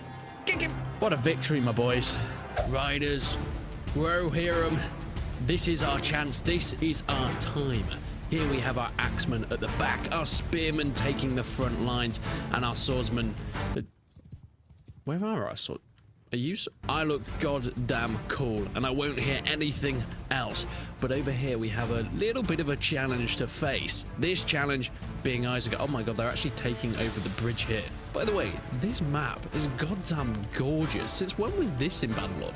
Rohirrim, be ready. Throw your axes. Get in there. Do the damage you must do in order to win victory this day. I have to watch out for those pikemen. This, my friends, is the battle for Helm's Deep. Some of you may remember I actually did a video on this quite some time ago now. It was the custom scenario made by the developers that was, well, the Battle of Hornburg. And it was fantastic, a set scenario in Bannerlord, something that we hadn't really had, at least for quite some time. Yet another YouTuber, Jackie Fish, uploaded a video taking that mod and throwing away the custom scenario, just using the troops and assets that we had and playing with them in a full pitched battle. And I thought, that seems like an amazing idea. I'm going to try something similar. So that's where we are today. I'm going to have to send my archers in here. Oh my word, they at least do have shields and swords, so they can do a decent amount of damage themselves. These pikes though, Jesus Christ, they are brutal. They are not something you want to go up against with horses. Speaking of horses, why do these guys not have horses themselves? Ah, yes, that is more like it. We now ride with the riders of Rohirrim to battle to Isengard. What a beautiful sight to see. Ride with me now, men, and, well, a few women if you're still there. Into the front lines we go. Oh, God. Oh, my word, they do so much damage to my horse. It's almost dead completely. However, I feel like our forces are a little bit too powerful and we've managed to just stomp through them, even though we're in this valley itself, which isn't, you know, famously good for cavalry. Although we have managed to funnel them, now it comes the real test. Standing together and fighting without that momentum. Whilst we have a lot of riders of Rohirrim, we're not able to maneuver anymore because we're all stuck on each other and the enemy. Oh no, my horse goes down. Oh God, save me, defend me, men. This feels like a battle of the bastards if I've ever seen one. It is brutal and bloody in here. It is really brutal. Come on, save me, man. Thank you, friend. You've done a good job. This is even punishing a 3090 this battle. I am getting 47 FPS. This is not ideal for this kind of thing, but we're pushing through it. Every orc that falls, they are dying, and the FPS is going up. Good job, everybody. I think we might have just about done this. Whew. What a brutal affair it is. What a brutal affair. But it was never just about Rohan. The Gladrin champions are here as well, and they have come to join the fray. However, we are greatly outnumbered here. They have 600, we have 300. All right, men, be ready. Ready for what comes through those forests. Oh my word, I wonder what the range is on these guys. Ready, men. Ready your arms. As soon as you see the whites of their eyes, present bows and loose. Okay, the firing has commenced. Now, whether we can take enough down, they do have shields, so this is going to be a tricky one. These bows are very powerful, though. As you see that, I was able to go straight behind the enemy, even without much aiming up. So we are able to hit through. They do have shields, but they're not the biggest things in the world, so you're able to shoot underneath them. But I don't know if this is going to be enough. They are coming so fast. Oh God, guys, you better be good in melee. You're really gonna have to be good in melee for this one. There are a few stragglers behind, but this front line is coming like a storm. Whilst they have double our numbers, we have not managed to thin them out really at all. There are a few dead going behind them. We'll probably get some more as we hit them in the knees as they get close, but Nonetheless, we're going into melee. That's how it has to be. The two-handed swords of the Gladrian champions. The orcs have the brutal cleavers. They're going to be doing a lot of damage, but our guys are fighting for their lives. We are outnumbered 2-1, but we're going to do our best to stay alive here. This guy has got blood all over him. Our Gladrian champions are being pushed back slowly but surely. We are taking a lot of enemies out, but I don't think it's going to be enough. There's just too many of them fighting in this tidal wave of orc energy. Once again, this looks like it's going to be the end. Oh, our left flank has actually done really well on that side. I'm going to go and join them. But it seems like the right flank has almost completely fallen. It seems like this is going to have to be the death. Anyway, get in there. Charge. Do what you can. Survive. Survive. We are actually starting to push back a little bit on this side. It's getting closer than I thought it might be. Oh, this is going to be a very close battle. I thought the orcs had done a great job there. The Uruk-hai are very strong melee combatants, but we've managed to just about slice through them. It seems like we had that left flank that was able to carry on shooting as the orcs were in melee, and it was doing a good job of thinning down the herd from the back. Oh my word, the right flank also had some survivors as well. I didn't even notice. Well, that was a battle and a half. Yeah, what happens if it comes to blow on a small-scale siege? Of course, Helm's Deep is within the game itself. I've already played that in a battle, but we thought we'd try some of native Mount and Blade siege stuff. I mean, have you ever thought you wanted to see a Gladrian champion on a ballista? Well, now you can. I wonder what's... I mean, are you guys just stuck behind there? Okay, this isn't going quite as well as I thought. You guys are positioned well there. But the Gladrian champions are absolutely fine in this area. Look at our Rohirrim swordsmen working together here. They're defending the gate just in case people get up. The Gladrian champions using the fire catapults. Go on, lads. Get a good shot in there. Here we go. Oh, is it going straight for... Good shot. Good shot. It hit that battering ram really, really well. I've just realised with the battle UI turned off, shooting with this goddamn thing is... Oh, okay. I was about to say it's impossible, but that was a pretty good hit. And... down we have a big hit there from the catapult from the top doing their damage. I'm sure the Gladrian champions are actually getting quite a number of kills here. Yep, we can see if we turn back on the UI, they are racking up the numbers. The Uruk-hai swordsmen are coming. However, if we look at the Uruk-hai team, they do once again outnumber us, and whilst it does look like they've spawned in a similar amount, only 100 more, they have way more in terms of reserves, so they're going to be bringing more in. This is our whole army, about 400 guys. They have around 1,000 to mess with that will be brought in through reinforcements, so it's not a given that we've got this, although I'm sure we do definitely have the advantage with these Gladrian champions.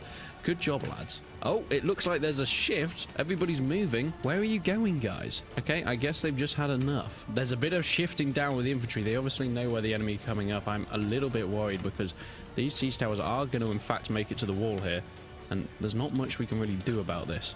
At least at this point in time, we're going to have to wait for our swordsman to get up. Oh, I managed to take a guy out there.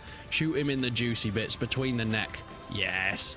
Yeah. Oh my word. Did you just see those fireballs that came in? That was brutal. Goddamn shields. Goddamn shields. Aim for the ones with the torches. That siege tower is looking pretty weak, actually, but I still think it's going to make it. We can keep taking these guys down, but they're just going to keep sending guys up to push this tower. It's getting closer and closer. Can we have our swordsman up, please? Can you bring the swordsman up? Thank you very much. We're definitely going to need you right now because this is about to get brutal. Some guys have run out the front. Oh, dear. This is terrifying. The Gladrian champions have been sent into the front. I think I'm going to fight with them. Some of the archers are swapping places here, heading down while the swordsmen come up to the front, but it seems like there's a lot of panic from everybody here. Guys, I would probably get off that siege tower. Let the swordsmen do their thing. They're probably more prepared for this. I don't want to insult the Gladrian champions, but I'd rather they stick to bowing. Okay, let's take some stone pile. There we go. Let's see if we can... No, I dropped my stone pile. Oh, Jesus Christ, I need to go and get another one. Why have I done this? Oh god, a stone pile, thank you very much. Sorry guys, I'm stealing all your ammo here, but this is important. This is very, very important, because I think there's a lot of guys down here. Yeah. I think I probably only killed one guy. The fight is continuing down at the front. Our guys doing a great job of holding them off. I'm assuming a similar thing's happening on the other side, but we're going to do our best to keep taking fire and keep doing what we can. They do seem to be pushing back a number of our men, but our guys are still holding pretty well. Let's just hope we can keep this thing up. Oh, I'm actually going to head around the other side to see what's going on around there. Oh my word, there's some orcs that are... Have they broken through the front gate? Some of them seem to have made it round. Oh, God. Right in the bum. Oh, yes. Right in the backside. Oh, yes. Right in the other... Oh, God. Sorry. Okay, it looks like the last of the orcs are being fended off. It seems like this is going to be a victory for us. Let's just pick up a stone while we're at it, see if there's anyone else we can chuck down. We're still getting some guys chucking down from the side. Ow, and then we have pushed forward. Good job, lads. We have made it down to the front, and it seems like this is going to be a victory for the forces of good. They have come out on top. I always knew it could happen. I always knew this would happen. But it could never be a true Lord of the Rings battle mod without seeing the slaughter of 1,000 villagers. We have 300 Uruk-hai swordsmen against their 1,000, and I think it could possibly go our way. I myself am playing as a berserker, so I know I'm going to be dealing a lot of damage here. I also seem to be way faster than all my men. There is a lot of them there, Jesus Christ. They may only have knives and pitchforks, but oh my word, there's a ton of them. Right, let's start dicing, shall we? Let's start. Oh my word, they went flying. This thing does a ton of damage. My God, these berserkers are brutal as hell.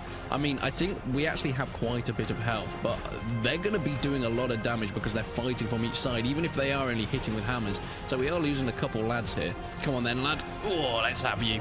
This is a really powerful weapon here. This is a really powerful Uh-oh, uh-oh, uh-oh. Oh, I am not a fan. I am not a fan of this. I am not a fan of this. It's not meant to be. It's not meant to be. Oh, God. God, oh God, it's not meant to go like this. This is not how I planned it at all. These guys are brutal. They are sticking up for what they... Lads. Oh God, I've got more men coming in. Okay, the reinforcements are coming in, but... These recruits are stronger than I thought they'd be. The villagers have come out in force to strangle the attack of the enemy. The Uruk-hai are powerful, but it seems like the forces of good just have too much will and hope to them. The light is shining through too much, and it doesn't seem like we're going to be able to defeat this. Although I do love the satisfying strike as we managed to send these guys flying. But I'm off. The lone Uruk-hai is getting out of here. He does not want this fire. This has been the battle for Helm's Deep, the first full Lord of the Rings mod. Of course, we have Kingdoms of Ardagh coming in the future, but for now, this is the best we've got, and I really, really like it. I have 100 Galadrim champions, the best of the best when it comes to elven archers. We're going to see how well they do against different amounts of brutes, eventually solving in an 1,000 versus 1,000 battle, the biggest that Bannerlord offers. To start with, we have 50 orc brutes. These guys are pretty tough, especially when it comes to melee combat. However, they do not have shields, so as my Galadrim champions let loose with their arrows, oh my word, they start to fall. The blood effects in Bannerlord are on full display here, and it doesn't look like it's going to be much of a challenge for my elven warriors. They dispatched them pretty quickly. You could say that was somewhat of a victory, but it's not over yet. You see, we've got more challenges to come. Spawning back in with the same 100 Galadrim champions, we now have 100 brutes and 20 pikes. Now, pikes might seem deadly with their big sticks. However, on an open plain, they're a little bit like the brute soldiers. No shields and kind of just meat bags ready to take any sort of damage that's offered up to them. Positioning my guys in loose mode seems like the best option. I tried it in different testing and different formations. However, I feel like, especially if you put them in shield wall or closer formations, not everyone tends to get a shot. So to make them as deadly as possible, this is the way we're going. Of course, I've got to give a helping hand, but it doesn't look like my Galadrim champions really need them. Once again, the first 100 brutes are dispatched pretty easily. They do get to the front lines, but we've got some big hacky and slashy swords, so it's not exactly the worst for wear. The pikes, yeah, they don't even stand a chance. That wasn't going to go too well. But we're going to bring back the 100 brutes. We're going to bring 50 pikes to the battlefield and 10 swordsmen. Now, you might be wondering, what's the point of 10 swordsmen? Surely they're not going to do anything. But I wouldn't be so sure. You see, the biggest issue with the brutes and the pikes is not necessarily the numbers, it's the fact that they don't own any shields. The swordsmen, however, do, and they use them very, very effectively. You'll actually see that these 10 swordsmen probably do more than any of the brutes and the pikes put together, just because they're actually able to get to the front line. This amount of archers is good in any scenario, really, unless you're going up against full cavalry forces, but even then, having enough archers can dispatch pretty much any enemy that comes for them.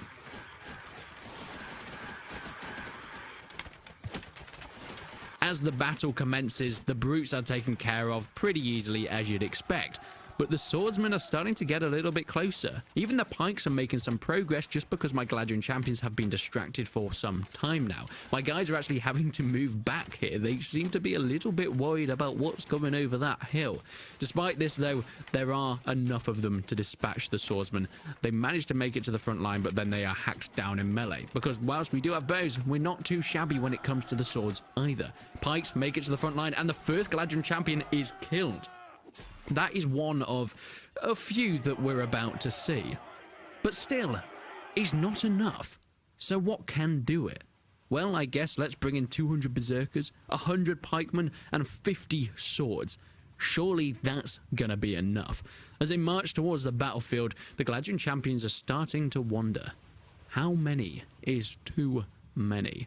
The bristling muscles on the back of the enemy brutes is a terrifying sight to see for any. I mean, not for my bowmen, because they know they can deal with them pretty well. I try and do a few pot shots, but it's not until they get closer that the rest of my guys can actually join in with me. We start off in the usual way, firing at the head and the soft bodies of the squishy brutes. They start falling one by one, and soon they are dispatched. Or are they? They're getting pretty close there, guys. Oh god. Yep, even the brutes start to make it to the front line. 200 berserkers are just too much. These are also just level 1. The Galadriel champions are trying their best, but they can't fight back. They're now getting surrounded by the swordsmen and the pikes from the left-hand side, and only a few are there to stand. They have brought out their two-handed swords, and they're doing what they can, but they are being pushed back and back and back as they're being surrounded by the Isengard forces. Is this the end? Is this gonna be too much? It looks like it has been. Oh well. I guess that was just too much to handle. But it is not over yet. 1,000 Galadriel champions versus 1,000 forces of bad and evil. The Isengard laddies are on their way, but it's time to find a good placement.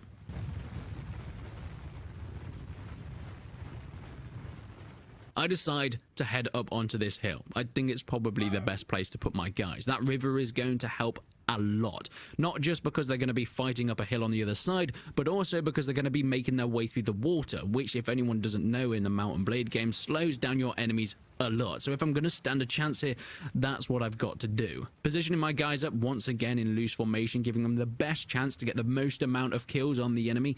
I'm sure that's going to help us to no end during this battle. Where are they?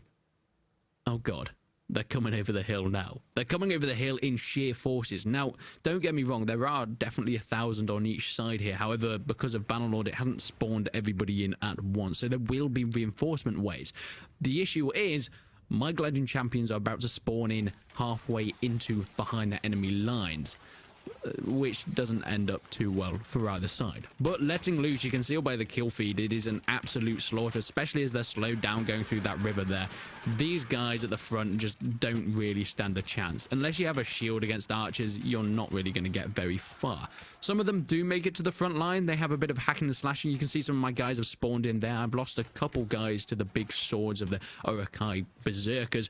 However, it's when the swordsmen and the pikemen come where the real challenge starts. I decide, look, we've got confidence here. We know what we're doing. Let's head forward. And the hail of arrows is coming from everywhere. An absolute brutal affair. We've got some guys up there with the swords doing the melee fighting, and it seems to be going pretty well, especially with that reinforcement of, well, rain, I think is probably the most accurate description of this hellfire. I, once again, get my sword out. I want to get in there. Close quarters combat. Show what I'm worth. I've been training my whole life for it, and they already died before I even get close to the front line. But it's not over yet. More reinforcements are coming in, and they are coming in waves. There is a lot of them. We've not even killed half this army. So, we take to the front lines. We are going to take the fight to the enemy. More arrows coming in, more Gladian champions drawing their weapons, and a few of them dying at the front line. They're getting picked off by the big Uruk-hai forces that are coming over the hill now. It seems like this guy, oh, he's going for the swipe, but he gets saved by the friends of the arrows. And my word, this is a big group of lads. I need to try and retreat a little bit here so I don't get killed, because they do a lot of damage when they hit. I think I actually hit my own guy there. He'll walk it off. That's fine. The dead bodies litter the battlefield. Blood, arrows, corpses of both Gladian champions and Uruk-hai are everywhere. However, it seems like we do have the upper hand here. They are now formed up. And when I say formed up, I mean a way that jelly is formed up in a massive blob. We have no formation left, but we do have a lot of gall, a lot of arrows, and a lot of swordsmen. Let's take it to the enemy, and the last few are being swiped up, and they are getting destroyed before the pikemen come in. We need to get a few pot shots there, because these guys are going to be a bit sticky. They do have the range advantage now. Now, many of my guys have lost arrows. You know, in normal Bannerlord, you can actually see the lack of arrows in an archer's quiver, but because this is a modded version of Bannerlord with modded troops, the arrows are always there. My guys have run out of ammo. It just doesn't look like it. But it seems like their proficiency in melee is actually going to get them through this. This has been an absolutely exhausting day of fighting. So, how good are Gladian champions? Well, 100 of them can beat about 300 orcs. But when it comes to 1,000 versus 1,000, they're pretty much unstoppable. Is that a surprise to many people? No, probably not. But is it cool to watch? Yeah. There is nothing that excites Mount and Blade players more than the Crusades. In the Name of Jerusalem is looking absolutely gorgeous, and we are about to take a deep dive into everything this modification offers, because boy, there is so much to explore here. This is In the Name of Jerusalem. In the Name of Jerusalem is being created and developed by Team Century. They've actually been around the Mount and Blade modding community for quite some time. In fact, they made the In the Name of Jerusalem mod for Mount and Blade Warband, and as you can see, it was a beautiful masterpiece. From the architecture to the armors, from the cavalry charges to the beautiful scenery, to try and recreate the time of the Crusades that we all know and love. Well, apart from the absolute atrocities that went on there, but we're just going to ignore that. They also created the 16th century Northern Hemisphere mod. This was a mod about America and Asia in Mount and Blade Warband during the 16th century. It included some beautiful things, from all the custom armors and weapons to, of course, naval battles, and a completely custom map as well. In the Name of Jerusalem for Mount and Blade Warband was released in 2019. It was actually kind of late to the party, almost up to the day of Bannerlord's release as well. But it was still a massive success, introducing us to 1187 AD. Two major religions clashed in the Holy Land. But In the Name of Jerusalem 2 is hoping to expand upon everything the first did. It's of course going into the 12th century, in fact exactly the same time as the first modification. It's a direct sequel if I've ever seen one. But let's take a look at some of the content that's been released by In the Name of Jerusalem 2. This is the first reveal and trailer that we actually ever saw. It's a complete basic work in progress version, so expect a lot to have changed by this point, showing off the beautiful arms and armor that we can come to expect within this Crusader-centric period. Of course, they're bringing back the fantastic culture, not just in the arms and armor, but custom maps that will be implemented alongside all the assets that you would expect. And by God, does it look good on a larger scale. Everything from the axes to the eastern weaponry, the plumed hats and the massive cavalry charges, the dust that sets up into the air as horses stampede alongside the desert. My God, does this look awesome. Of course, it has your regular Mount and Blade 2 Bannerlord styling with it. It has everything that the base game had to offer and enhances it within this period. I think the Crusades has become so popular within the Mount and Blade community just because it works so well. It's not too dissimilar to what we get within native, meaning that any assets from arms and armors, even things from the scenery, the architecture, the cities, the villages, they all work perfectly within Mount and Blade itself. Crossbows, archers, cavalry, pikemen, swordsmen, axemen. They're all within the game already. Siege engines as well are going to play a massive part, especially within this modification when you come to conquer the far reaches of the world. I mean, on the ModDB page, it gives us a beautiful example of just how far they're going to take it and how much further they're pushing it from the first game. We get a look at a Bulgarian standard bearer. As of 1187, the Tsardom of Bulgaria is still consolidating, and so is its army. It was still rudimentarily organized and more suited for raiding villages and small towns than conquering cities. But are you gonna help that change?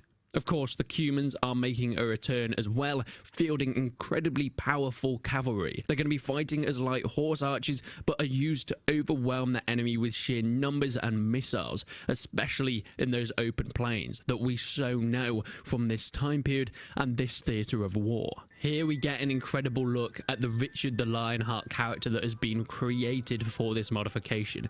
Of course, Bannerlord offers all these custom characters and gives you all the opportunity to change everything from the facial reconstruction to the body type and build, and Richard the Lionheart has been made within the mod itself. And here is his army. I love the cavalry, especially the barding and the chainmail on all the horses as well, and the banners. Banners were such a big part of this time period, and the color. We very rarely get to see the true color and nature of all the standards and arms and armor of this time period. People often portray it as this dark and dingy time, but really it looks like this, and Bannerlord is able to recreate that so well with these bright, vibrant looks. I'm really excited to get in depth with this. Now, this does actually look like a smaller battle. I think we can really push this much further than what we've been shown, but I don't want to step out of line here, but it's quite clear that the mod developer doesn't have the best PC in the mod, so that's probably why it's not being showcased on a larger scale. Of course, it's probably safe to say that Kingdom of Heaven is one of the main reasons that this time period has been so championed by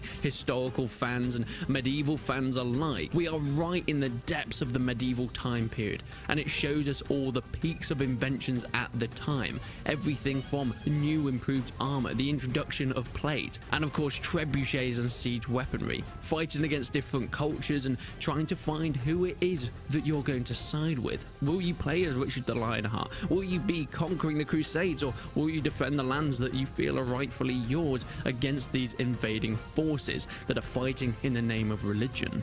These are all from quite some time ago now. This video, for example, was posted 9 months ago, and it shows us our first look at the map that we're going to be playing on. Now, Bannerlord has changed a lot, especially the modding scene, as we're going to get onto in a little bit. But this was the first stages of when Bannerlords and its map in general was open to be edited, and we're starting to see the custom map come through, and mostly based around the east and some parts of Europe as well. This is then evolved 5 months ago, so moving forward a little bit to show us what we can now expect. We have the Nile there, North Africa, and it's a very similar map to that of Rome Total War, or Rome 2 Total War, having Italy and Greece, and of course the main focus, which is the east here. So far there aren't any changes to the names that native Bannerlord brings in on all the cities, but I'm expecting that's going to be coming later. All the cities have been placed in their own areas to fit. We can see Constantinople in the top, Rome in the left, Sparta, Athens, of course, where they should be. And it's not over yet. We get one more look at the next level of where this custom map is going. And here we go. Just 3 months ago, everything changed. The factions have now been put in place. The cities are where you'd expect, but they now have the correct names. This is not just an evolution of this mod itself, but showing us the evolution of how Bannerlord and Tailwards have developed it in order to help modders increase the in-depth detail. We even have custom designs like pyramids here, the oases of the north and Africa. It looks goddamn gorgeous, and this is a complete, fully made from scratch custom map that's going to be in the mod in the name of Jerusalem 2 that we will be able to play with and explore to our heart's content. One thing I would say is it looks incredibly busy. There are games that have tried to do something similar to this, like, well, Rome Total War and Rome 2 Total War, but Creative Assembly made the conscious decision not to include every single city and every single fief, because as you can see here, it gets insanely cluttered. Maybe that's something that the mod developers should check out and maybe reconsider, because whether we need all of this, who knows. However, it does really add to the immersion and the feel of it, because you get an idea of where the most populated areas are and why they're the most populated. I love the look of the fields and the crops growing next to the rivers as they would have done throughout history. Now, whether this mod is going to stick solely to being completely historically accurate is yet to be seen, but it looks like they're doing a fantastic job of recreating the size and the scale of the map. We have a little look at the Greek islands of Crete down there, Sparta, Athens, Larissa, Thessalonica. It is all here for your Mount and Blade pleasure. So I will leave you with this. King Philip II dismounting off horseback in order to stand with his knights to fight in this village battle. And this is the large scale that we can expect, 500 versus 500, and it is an absolute mess. There's always speculation of how did people tell who was on their side at the time, and it is agreed that yes, there were things like banners, colors, shields that would speculate who was your enemy and who was your ally, but often it wasn't all that easy to tell. The main thing was who was standing next to you or who was standing opposed to you would be the best way to tell friend from foe. Unfortunately, with the way Bannerlord works, with its dodgy AI and its loose formations, let's just say, it's incredibly hard to decipher your enemy or your friend when you're playing without banners on this. Hopefully this is something that can be changed, but I am yet to see a true modification that can bring proper shield wars, proper infantry lines to Bannerlord, and I think this is a modification that would especially benefit from it. This modification is becoming incredibly successful. It's starting to really ramp up with its community, and it's building a little bit of its own small fan base around it, and I hope that I can somewhat add to that to help support the developers themselves, because all these mods, no matter how in-depth, creative, colorful, custom they become, they're all done for free. They're all done from a passion of mod makers. They don't get paid for this, and whilst they probably get help from other people from time to time, these mod developers are all working together to create content for this game, to grow it, to expand it, and to make it even more worth the money that you paid for it back in the day. There's always been that talk of whether Bannerlord should have released into early access. Is it worth that money at the time? Many people say yes. Many people say it surpassed Warband, and I'm probably one of them in terms of content. But especially now, especially as Tailworlds are bringing out more and more mod tools, and yes, we have to remember that whilst you might be disappointed in the lack of content from Tailworlds themselves, they are providing the tools in order for other people to make that content for free. That's not necessarily the most admirable thing from a developer, but it has to be said that it is still there, and we're just incredibly lucky. We have people like this that are so passionate about this game that they want to expand it, to increase its value way beyond than anything that it originally was or originally could be without this community. It has been over a millennia since the birth of Rome. As the city grew from a collective to a republic and finally into an empire, its reach is vast and territory expansive. However, it all threatens to come undone by chaos inside and outside its borders. Civil war is not a strange occurrence to Rome, but the empire has grown too large for one man to fully govern it. This is Burning Empires. It's a historical total conversion mod for Mount and Blade 2 Bannerlord set in the year 375 CE, 100 years before the fall of the Western Roman Empire. But back in July, it finally came out, and I've actually got round to playing it now. There's so many awesome features of this, and it is one of the coolest overhaul mods that Bannerlord has got so far. But the gameplay we have so far is the earliest of alphas. We have the Germanic tribes and we have Rome, of course. The troops are implemented. However, there will be a full custom map that will extend from Britannia to the Caspian Sea, encompassing much of the known world. That hasn't quite been implemented yet, so we're still playing on Calradia. Yet there'll be 24 major starting factions and 20 minor factions. Once again, we only have 2 so far. There'll be new quests, new historically accurate equipment, 50 plus companions, most of them historical figures with unique backstories. More than this, there will be sea travel, naval exploration, something we haven't seen in Bannerlord yet, along with incredibly historically accurate troops, and of course things like war elephants and mounts of the like. There will be a new historical campaign, following the journey of famous historical characters with unique quests and stories. There is so much more to come in Burning Empires, but hey, you guys want to see the gameplay, so let's have a look at what these battles are really like. So here we are in the battle with the most basic of Rome's troops. These guys are the Roman Tiros, we've got the Pedes as well, and they're pretty much your bog standard recruits. They look kind of cool, they look like they know what they're doing in battle, and I really don't fit in here. But there should be, coming through the fields, or the trees I should say, the Germanic warriors. So we're going to do as any good Roman would do and form up. Shield walls it is, guys. Shield walls it is. Let's get ready for this battle now. As far as I can tell, these guys don't have any throwing weapons on them, at least not visibly. So, well, I mean, we might find out when we actually get into the fight, but I guess only time will tell. Right, lads, be ready. Be ready now. Doesn't get any cooler than this. In this very gladiator opening style forest map, I played this with some Romans before and it just fits perfectly, almost like we're invading the Germanic tribes areas. They've got those awesome shields as well. Oh god, the clash is about to happen in the middle. Here we go, lads. Hold strong, hold forth. So I think we're probably going to hold our formation, see how that goes. It looks like the Germanic tribes are getting a lot of hits there, so let's try and push forward. They seem to be floating around the outside. I'll get my guys to charge in. This is 200 versus 200, so it's completely even, just using the basic troops on both sides. But I think the Germanic tribes do have the upper hand. They do have some heavier armored guys. Now, of course, this is the Battanian side that has been translated into the Germanic tribes, but it looks like some of my Romans are getting some kills back. Oh, but they're retreating. Their morale has been broken by the Germanics. Oh, we've been pushed back. Oh, God. Jesus Christ. There's so many of them. Run away. Run away. So we are back this time in the desert. We've got some recruits still, but we've got some heavier guys, some pseudo-comitatenses, some other comitatenses as well. Of course, this mod is based on later Rome, so you're going to be getting some of this sort of stuff, but they look absolutely awesome. Once again, let's put them in a shield wall formation, see how they fare there. Of course, it's probably going to be way more effective if the enemy has some archers, but I guess we'll see that in the future. Speaking of the enemies... Oh, Jesus Christ. The Germanic forces are a little bit out of place here. It seems like they have now pushed us back into, well, I'm assuming our southern front. But they are also a lot stronger. Ironically, it looks like they have some kind of Roman-looking sigils on their shields. Oh, the axes are coming in, and no, they're just red and yellow starfishes. Hey-ho, it is what it is. They have formed up, though. Oh, my God, the axes are coming in so much now. This is where the shield wall is going to hold in.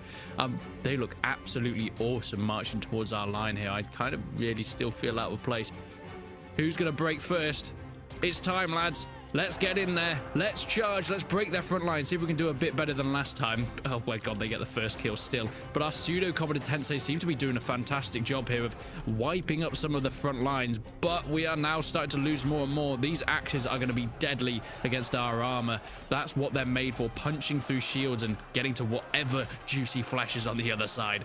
But hey-ho, it looks like we're fighting, still standing strong, but our front line is curling round on this side. We need to really stick together. Hold that front line. I say that as I break the formation. Okay, our right has fallen, and it looks like it's going to be the end for us already. This is not going well for Rome.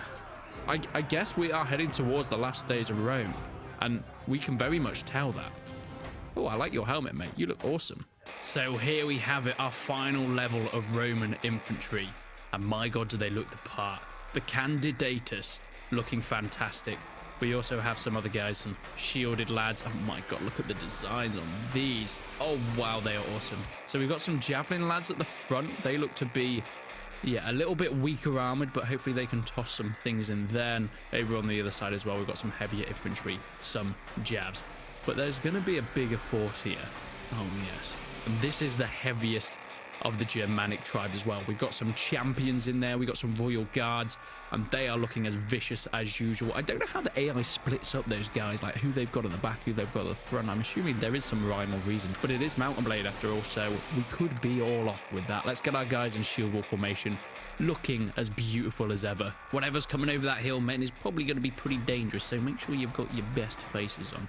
Have you noticed when you look away, it reloads in the capes and they just sort of swish up? Oh god, I should probably get behind the lines. Let me through! So the first javelins are starting to come in. Can we do any damage with that? I'm not entirely sure here. Oh god. I'm going to delegate command of our other lines so they can do what they need to do. Oh, look at this guy. I just took an axe to the arm because I was trying to look at this lad. He looks really cool.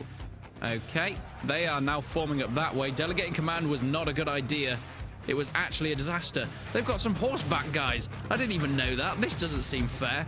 Oh, delegating command was a terrible idea. We should have flanked on the edge. We are starting to flank on the edge on this side, though, so hopefully that can start to turn the tide of the battle. We've taken a big hit to start with, but hopefully we can turn this around here. Everybody get in, charge in. Push them back. There's so many deaths. I'm trying to make some difference on the back of the enemy line.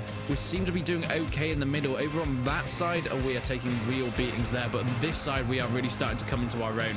Okay, our right flank has pushed back. Our left flank has fallen, but it looks like they've done enough. Actually, it looks like the Germanic tribes are starting to rout. This is a fine victory for Rome. Hell yes. Infantry, you are a thing of beauty. Oh, you really are. God damn it. However, it wouldn't be smart to say that infantry is the only turning force of these battles. These are the early Roman archers. We've got funditors here. We've got Roman militia archers as well. We've got venators, and they are looking so cool. There's some guys here that don't have anything. Oh, they're slingers. Oh, God, I thought they didn't have anything in their hands, but they've got slings. That is cool. Who have we got at the back here? Do we have some heavier lads? It looks like we do. Okay, that Gaston is our leader. Roman militia archers is his little archer posse. I'm excited to see how this goes from sort of a sideline perspective. I really do feel a bit out of place here. But come on, let's not snooze on the Germanic tribes. I'm expecting them to actually do very well when it comes to archery. I'm not commanding this, by the way. I'm letting the AI do everything, just so I can see what they're all about. So our first archers are really starting to ping off. I'm assuming the slingers have less range, which is why they're getting a bit closer. But yep, slingers are starting to sling now. This is going to be very interesting. I'm actually going to get a bit closer because we can see, yeah, the Germanic tribes, of course, have archers. They also should have some slingers there as well, do their bit. I mean, guys, this is not how archery is supposed to go down. We've already done the infantry fights, goddammit. Why are you still doing this? You're ruining everything for me. But hey ho, as archers are supposed to be, let's put them in a loose formation before the Germanic tribes gets here. We can show you a little bit of what we have now. This is the upper end of the Roman archers. We have the Roman Sagittarius. Is that Sagittarius? Right, okay. And of course at the back, we have the Roman Sagittarius Palentinus. These guys are the Palatine archers. They've just kind of been remodeled. But they should be good, right? Okay, well, they're kind of getting slightly ready. They're preparing their bows. They know something's coming on the horizon. It's the capes. Every time you look at them, you can sort of just make a cool dance. Every time they load back in. I'm actually going to do a little bit of running forth to see what's going on with the Germanic lads up here. Because these are the chosen ones of the Germanic forces, and they should be pretty tough as well. Germanic archers doing their thing. Yep, they are going to be pretty powerful. I don't think they're going to be my guys. My guys seem to just have way more armor. We've got Germanic rangers as well. Oh, some goddamn rangers. But they are no match for my Roman Sagittariuses. They are doing a fantastic job of beating down these lads. They just have better armor. And of course, probably better bows. I don't know about the training. I don't know what Germanic training school is like. Any Germans down in the comments, let me know. But you're being destroyed. It is a sad day to be a German. An ancient one, by the way, not a modern day. Anyway. Oh my god, he's actually taken an arrow to the knee. Actually, that's kind of the bollocks. Jesus Christ, man. You really hit the snag there.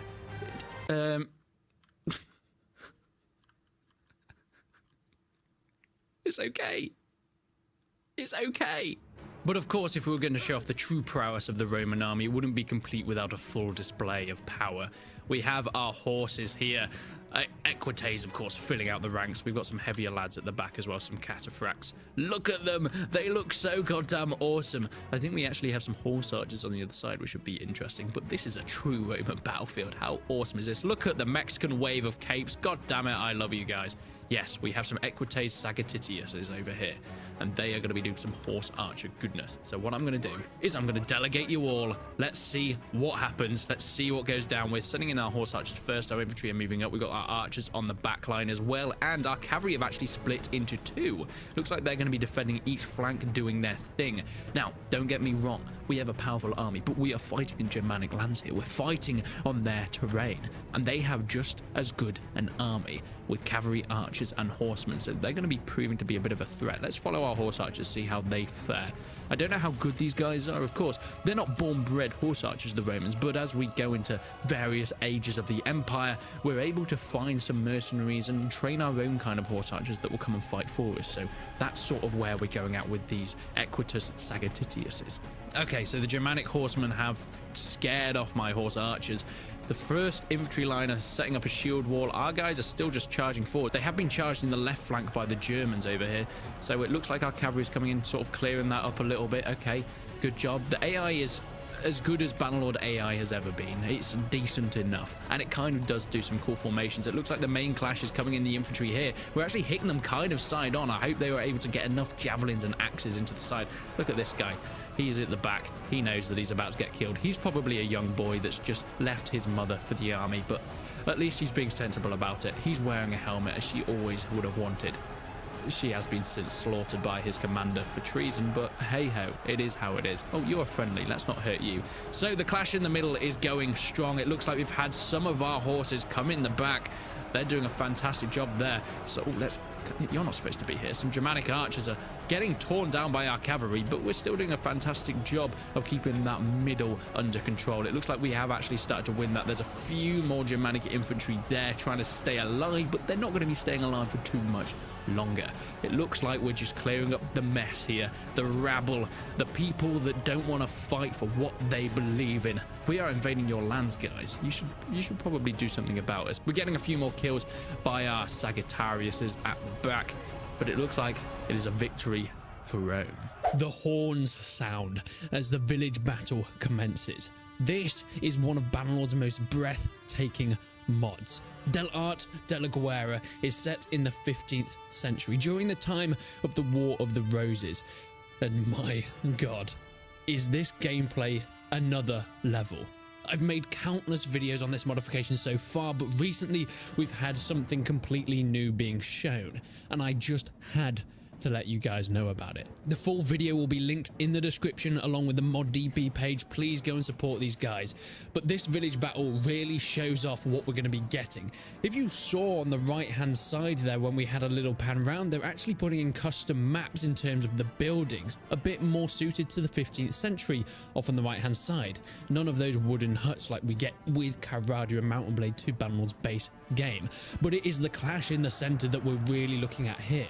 Another addition of the banners being held by the troops themselves, walking in line formation ready to clash in the center. A bloody and muddy, breathtaking bit of skirmish. It reminds me something similar to the King.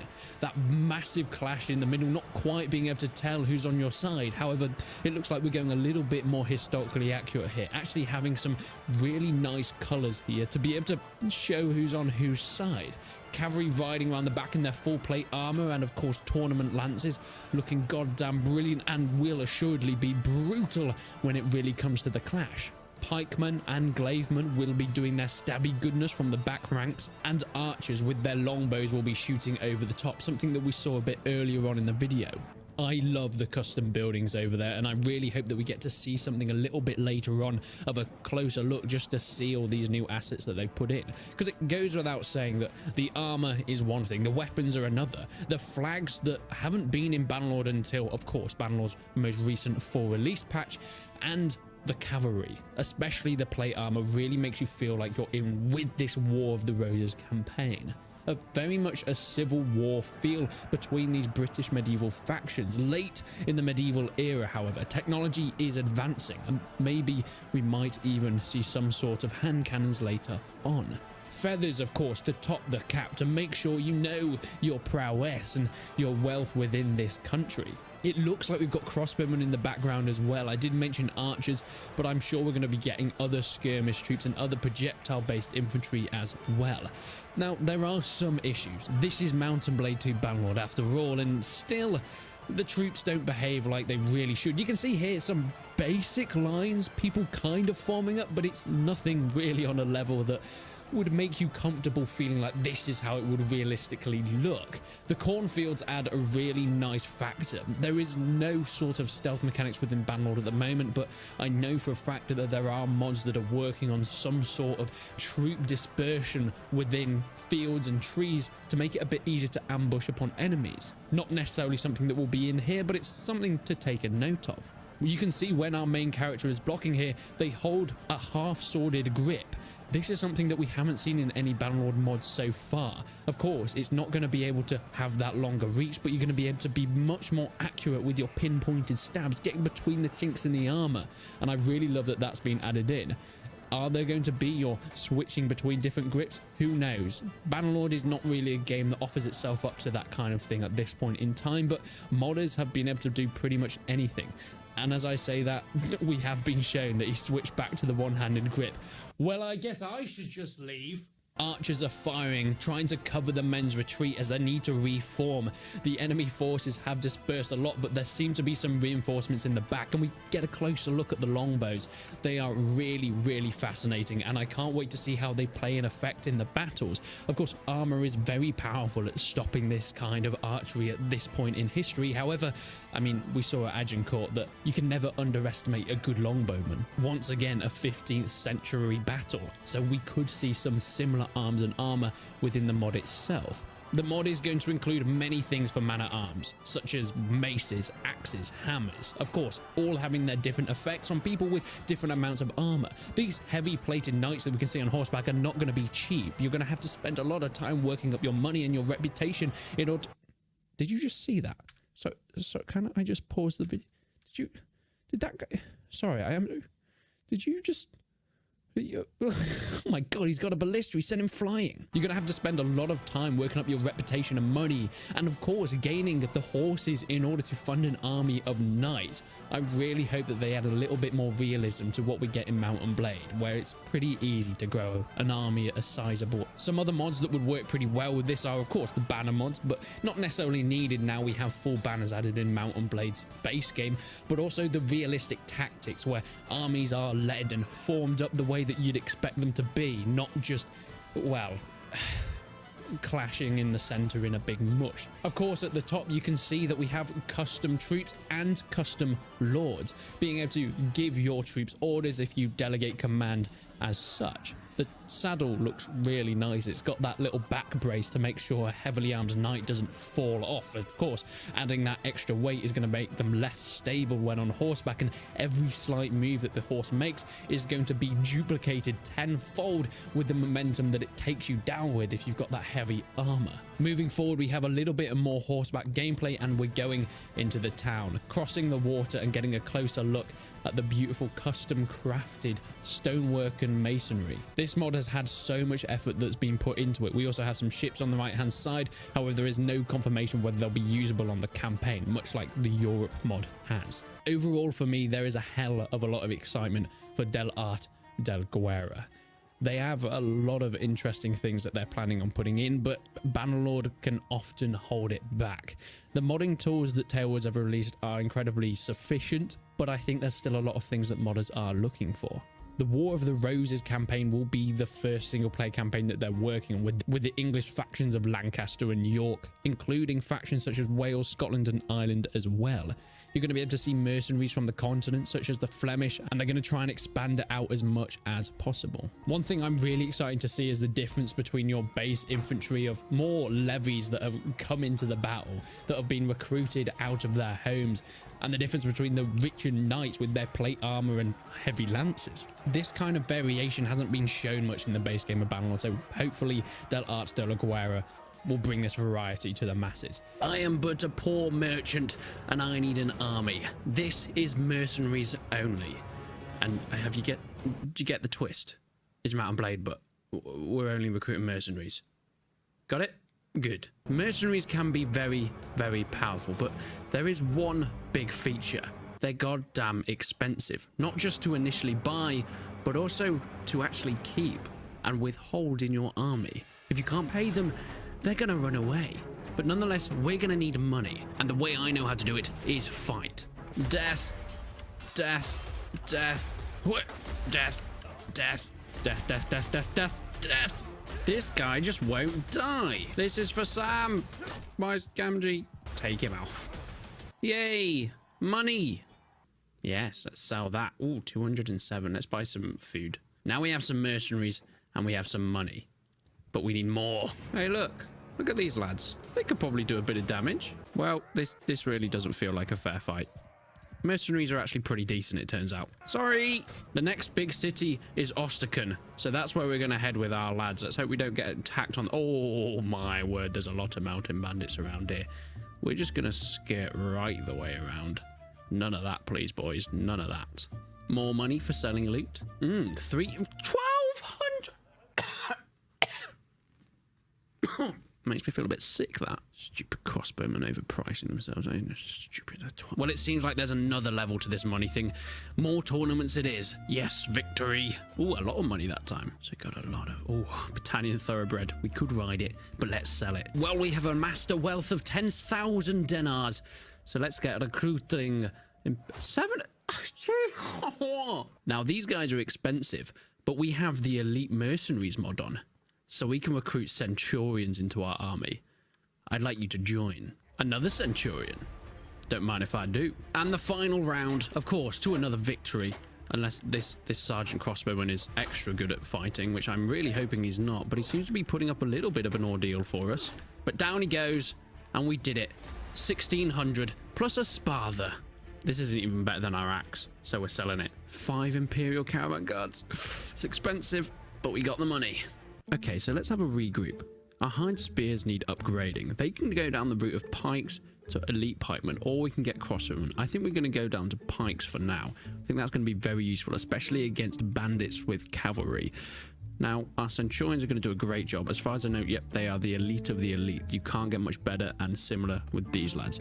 But these hide pikes, we can, of course, upgrade them in the future. 14 troops, but our party wages are 160 a day. That is so expensive. However, I think it's time to try them out. These caravan guards were a good idea. I didn't realize they had crossbows on horses. Oh, they also have horses. Oh, that is a shame for them. See, my spearmen took them out already. The pikes were a good idea. My caravan guards, whilst they are supposedly the top of their tree, they're still pretty rubbish. They're getting taken down pretty fast, but my centurions hopefully should wipe out these bandits. Easy peasy. Look at that lad. He is slicing down. Oh my god, this guy's a beast. Oh my word, that guy has just got 4 kills in a row. And there we have it. We lost 1 lad. Unfortunately, it was a hide spear. Not the end of the world, but we really don't want to be losing anyone. But this is what we wanted. Look at all these. But it's not the end. There is a hideout here. However, I feel like I might need a few more troops. You know what? We've got the centurions. We can do this. Easy. Now, while we're attacking, I might as well tell you about this elite mercenaries mod. Of course, we can see we've got the centurions. There's also 5 other elite tier mercenaries that it adds to the game. Sturgian Berserkers, Blanding Crusaders, Britannian Highlanders, Azurai Immortals, and Crusade Warlords. They can all be recruited from their respective cultures, which is why I've run into a few centurions, because we're in the Empire territory at the moment. And they are complete tier 6 elites. Hence the name Elite Mercenaries. That was probably explained. They're also like pretty fast. They've got very high athletics, and that's not even taking into account their throwing weaponry. Well, I guess if I'm to inspire mercenaries, I better do this myself, eh? Oh dear, this could end in disaster. Take him down, boys. Take him down. Oh god. And with it, more potential prisoners, or should I say recruits, for later. So we are at the tavern right now. Now, there will be a ransom broker. I wonder how much we can actually get for our money. It's not you. I think it might be you, lad. So if we ransomed all of these lads, he would give us 458. These guys can be actually upgraded later on. Do we really want to do that? We could get banner knights from it. But if we're going to be truly authentic, we should probably get rid of these guys and actually go fully mercenaries only. So let's do that. Speaking of mercenaries only, there was another centurion, and we've seen how good these guys are. Yes, they are very expensive, but I think they're definitely worth it, especially early game. Okay, so selling all of this should get us 1,900, back up to a decent amount of money, but we have food in our bellies, so I think we're going to head south, because I know they definitely have some mercenaries we might want to check out. Sorry, I got distracted. I had to do this tournament.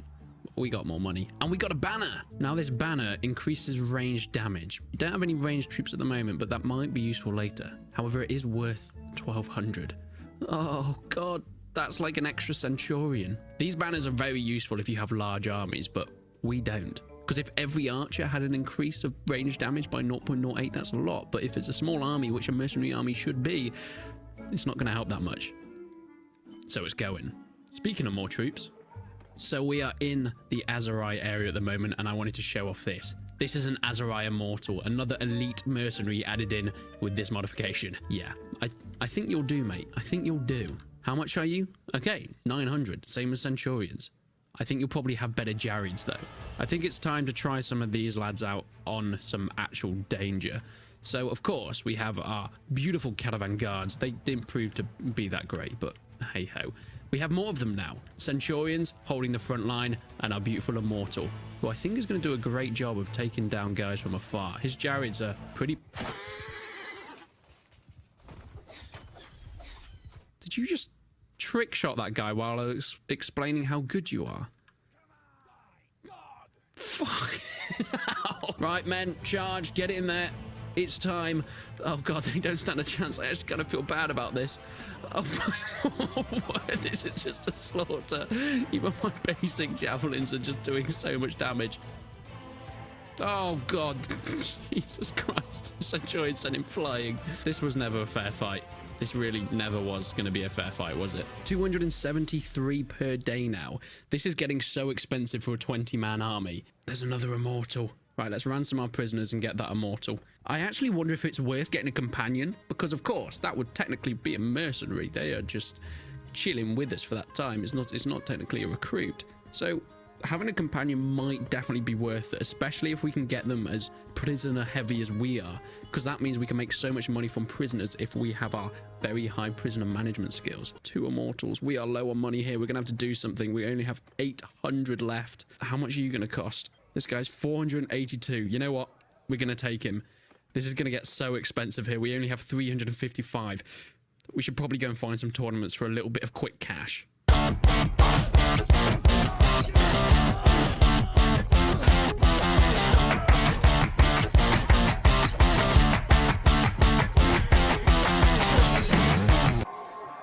A few tournaments later and, well, a few deaths, we managed to amass a bit of money, 11.3k to be exact. Let's do one more here just to get a tiny bit of extra dosh on the cards. Whoa! I want that. Just get good, son. Yes, money. 8 Imperial Caravan Guard. Is it worth it? I think so. So we're in the Crusader area at the moment. I actually wanted to show you guys some of the other elite mercenaries. This is a Crusader warlord. He definitely looks the part. So there's more Centurions here. We want to add them to our army. We're really starting to glow now. Oh, brilliant. More Immortals. There's 2 of them as well. The great thing about recruiting mercenaries is it really increases your leadership level, which is a lot of fun. So after quite some time of recruiting, doing my thing, we have managed to amass a decent sized army now. I'm going to let these guys do their own thing. We've got a lot of sellswords at the front that we got in Aserai territory. Of course, we've got our Immortals and Centurions. They've been with us since the beginning, the OGs. And well, what you're going to find most of the time is caravan guards like to join your fray. They are very weak. They will get themselves destroyed, but we'll let them do the thing anyway. Oh, they seem to have a banner in their party. Like, we need to take that guy out. It will stop them using their buff from that banner if he gets killed. It seems like they're going to take a position on top of the hill, though. I'm a bit worried about my horsemen. I've let them do what they want to do, but that seems like... Whoa! That seems like death in their eyes. We have a lot of javs, though. We have a lot of javs. Oh, poor horsey. Whoa, not my horse! Oh, yes. Sellswords are pretty powerful as well. But still not on a level of Immortals or Centurions. So, you are now my prisoner, because a good way to make money is going to be selling people like you, eh? And, oh, yes. You can actually be upgraded as well. Oh, yes. Okay, that's brilliant. Let's head here and sell a lot of our stuff. Our daily gold change is now minus 762. So we've been having to sell a lot of stuff in order to keep up with this. We need to go down this party wages route. 1300. Oh, yes. And some more outriders. We also decided to treat ourselves a little bit to some armor from this place. We were getting a little bit on the risky side. We're in the Valandian place, and what we have just found, if we can find where he's at, over here, a Crusader. Yes, the Valandians have some great troops as well. And they're only 720. Much cheaper. And we wouldn't go amiss without a Battanian Highlander as well. This guy is very, very well equipped. And 720 for an elite mercenary, don't mind if I do. After a long time of building the army, it is time to try and finally check it out. Let's take these guys out and see what they say about the matter. They made it inside. How dare they? Well, it wasn't enough, and I caught them. God, I love this army so much. This is an army of entirely mercenaries, and it's been a lot of fun to build. You know, it's an incredibly expensive way to play the game. I mean, we're on about 1,200 a day, which is unfathomable and probably actually not doable unless you have the perfect setup. But hey, in terms of trying to show off what it would be like having full mercenaries, and of course the elite mercenaries mod, which is available on the Steam Workshop, you can see how powerful some of these guys can be, especially things like the Immortals and the Centurions. Speaking of Immortals and Centurions, I think we're about to see some of them in action right now. So let's get them in there. Oh, we have a Sturgeon Berserker there as well. He's one of the elite mercenaries. Go on, lad, do your job. Slice and dice him. You've got a massive axe on your back. You should probably use that. And the Azadai men didn't stand a single chance. It was always going to be a disaster for... Why have you fallen off your horse, mate? You didn't need to do that. Take him down, boys. Take him down. Beautiful work. They've lost their banner. It lies dead in the dirt. What a victory it has been to this day. An army built on nothing but sellswords seems to be pretty powerful. Expensive but powerful. You're not getting life by bribing it with a bit of money, eh?